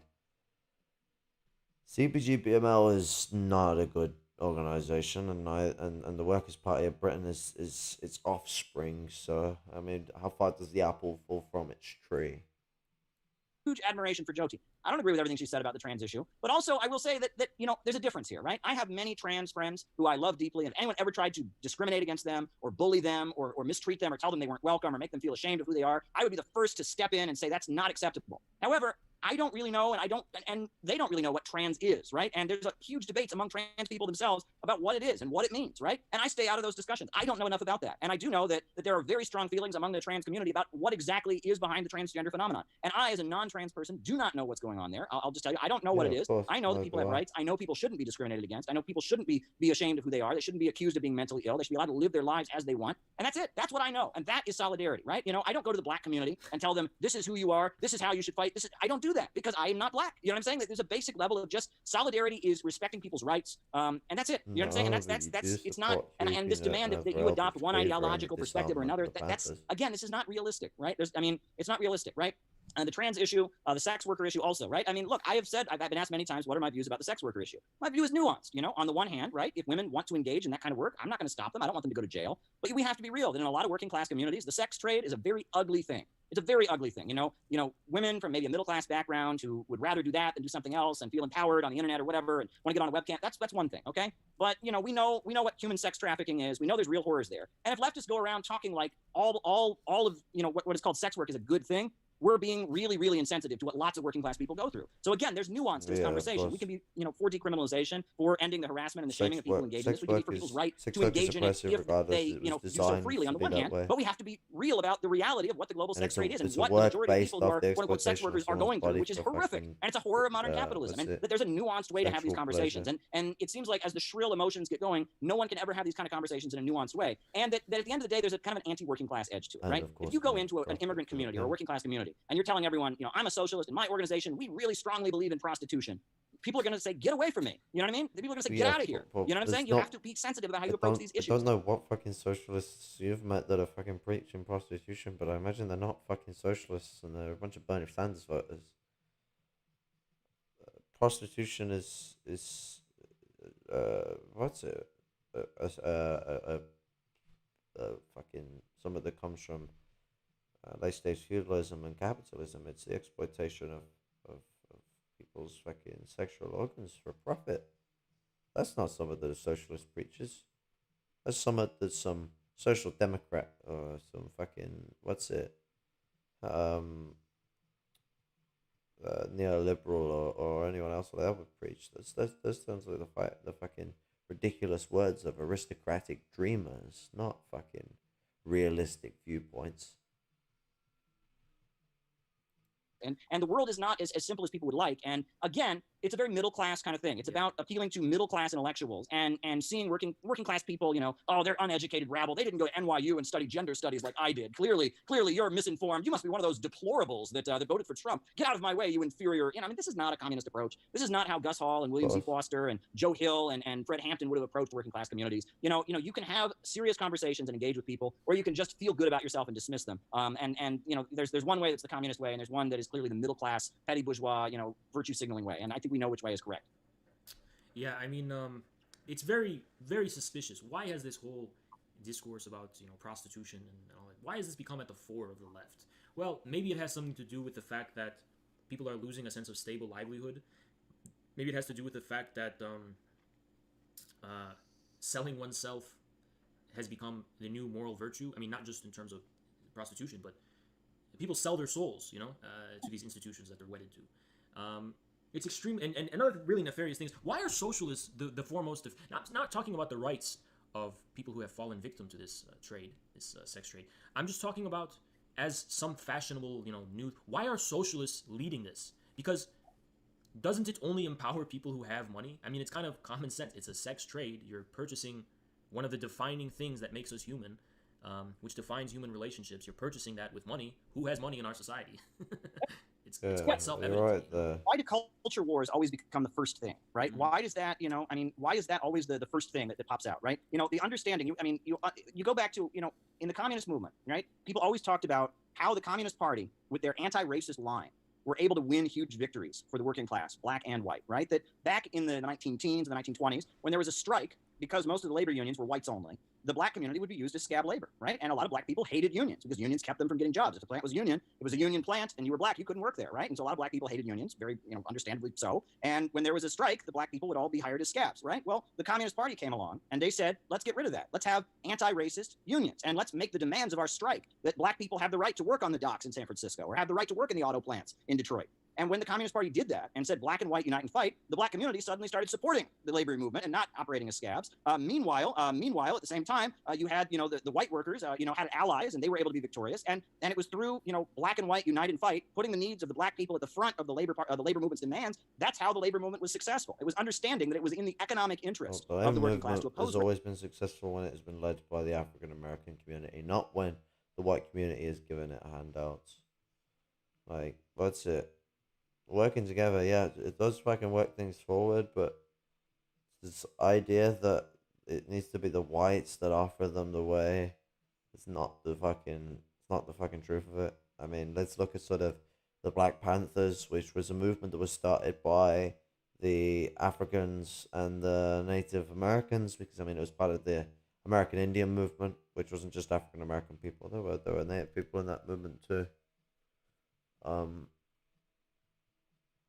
AIM moved and developed to the early stage of the Black Panthers, has eventually formed the party.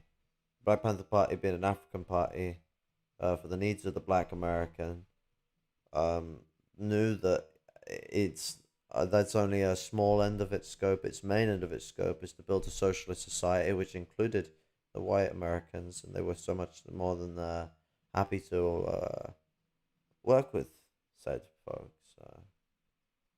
Racism, that these battles were won and that big victories were won, and black people got to work on the docks in San Francisco, and black people worked in the auto plants, and you had the very beginnings of the civil rights movement, which the Communist Party was part of. And the understanding was that we can build solidarity, we can break down racism. If the Communist Party back in the 1920s and 30s had gone to these unions of white workers and said to them, "You all are racist. You're racist. You're scum. You're racist. You deserve to be poor," the workers would have spit on them and told them to get out of there, right? But it was through. But that's not the aim that we're trying to look at here.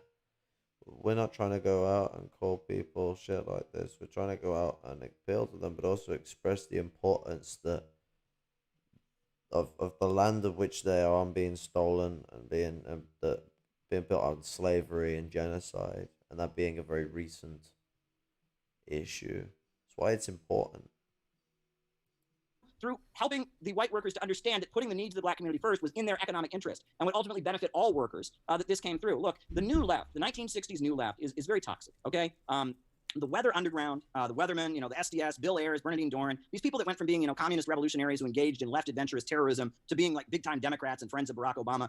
These folks, their attitude, these people basically just had a white savior complex, right? Bill Ayers comes from a billionaire family, who's the leader of the Weathermen, a billionaire family, but in his view, right, he wanted to be the white guy who saved all the black people from the evil, racist white workers, right? And you see that a lot with some of these, groups that come out of the 1960s. They tend to be led by a white guy who's from a wealthy background, who has it in his head that, he was sent to Earth by God to save the black people from the evil, deplorable, racist whites, right? And it's this white savior complex, right? That's really what motivates a lot of the new left remnants. They're very wealthy people who are they see the white working class as a bunch of racist hillbillies and rednecks, and they see black people as just these victims who couldn't possibly fight for their own rights. But luckily, the rich white guy shows up to save the black people from the other evil whites, and that is such a toxic narrative. It's such a toxic narrative. And if the Communist Party had operated that way in the 30s, they never would have made any progress. They never would have won great victories, right? You look at what happened in the South when the Communist Party built interracial labor unions and got white workers to rip up their Ku Klux Klan cards and join the Communist Party instead, and to stand arm in arm with black workers. It was a totally different approach. It wasn't about shaming. It wasn't about white privilege. It was instead about building solidarity and understanding that racism hurts all workers, Well, most we're talking about especially white those who privilege, victims we're of it. mainly Even those talking who about benefit from it slightly in the long term, they are hurt by racism. Racism class, and the upper working colonialism class. and white chauvinism hurt all working class people. And it should be on the agenda of the entire working class to eradicate these The things. labor The way I aristocracy, put it but is also that those engaging those in who can whiteness. afford to write people off, Whiteness simply isn't the same dismiss as being them, European. and of course, those workers we're talking about who were in the Senate, of course you could say, yes, they do harbor racist tendencies. Yes, there is something racist about them. But you can only afford to write them off as racist when you can somehow find refuge in an establishment which represents a tiny minority of the population that has secured itself against the majority of the people. You can only afford to skip the part of actually winning the masses when you're taking refuge and hiding behind the dictatorship of some kind of elite.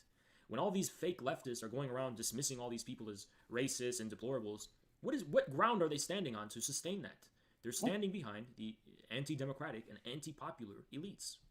Yeah, indeed. Well, listen, I'm going to have to probably go pretty soon. Sorry. We want to wrap this up. Do you have anything before we conclude? We covered so much, so Okay. I'm not sure. I right. think we pretty much touched base on everything I could remember. All right. Well, I got to have you on one of my streams next. I'd love to. You're welcome anytime. Let's set it up. It So was really a pleasure, man. I'm really honored to have you on, and I'm honored to be on here. Right? People have been posting gorillas in my chat for the last few weeks, so I'm really excited. So yeah, let's do this again sometime. Always a pleasure. It was really great. Great conversation. Very wide ranging. Let's talk again soon. Okay. I'm looking forward to it. Thank you so much for coming on. A lot Sure more thing. funky than it could have been, I guess. Wow, guys, that was a really nice conversation. That was fucking crazy. But this whole time, OBS has been frozen, and it's been not responding. So let me try to fix Streamlabs. Well, this shouldn't be a problem. This concludes the live stream between Haz and Khaled Maupin. You can find the full stream of him, providing it uploaded, on Infrared's channel. All rights reserved to Infrared's YouTube channel. Thank you very much for watching. Leave a like, comment, and subscribe, and share on various social media. And sorry for the poor mic quality, but I'm recording through my webcam. And have a good night. Do you come here often? Yeah, thanks for destroying my headphones. Well, that fucking ends up being the fucking end of that, don't it? So, we have this gem. Who you calling Pin here?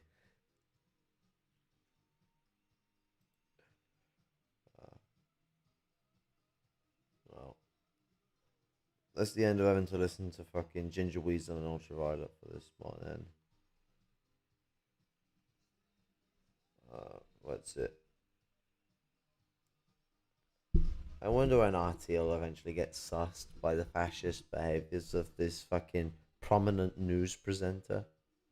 But, and his association with someone who's been known for being racist and homophobic and sexist very openly like that. Who knows? Who knows? We'll see how the rhythm goes, but I'm done for now. Adios.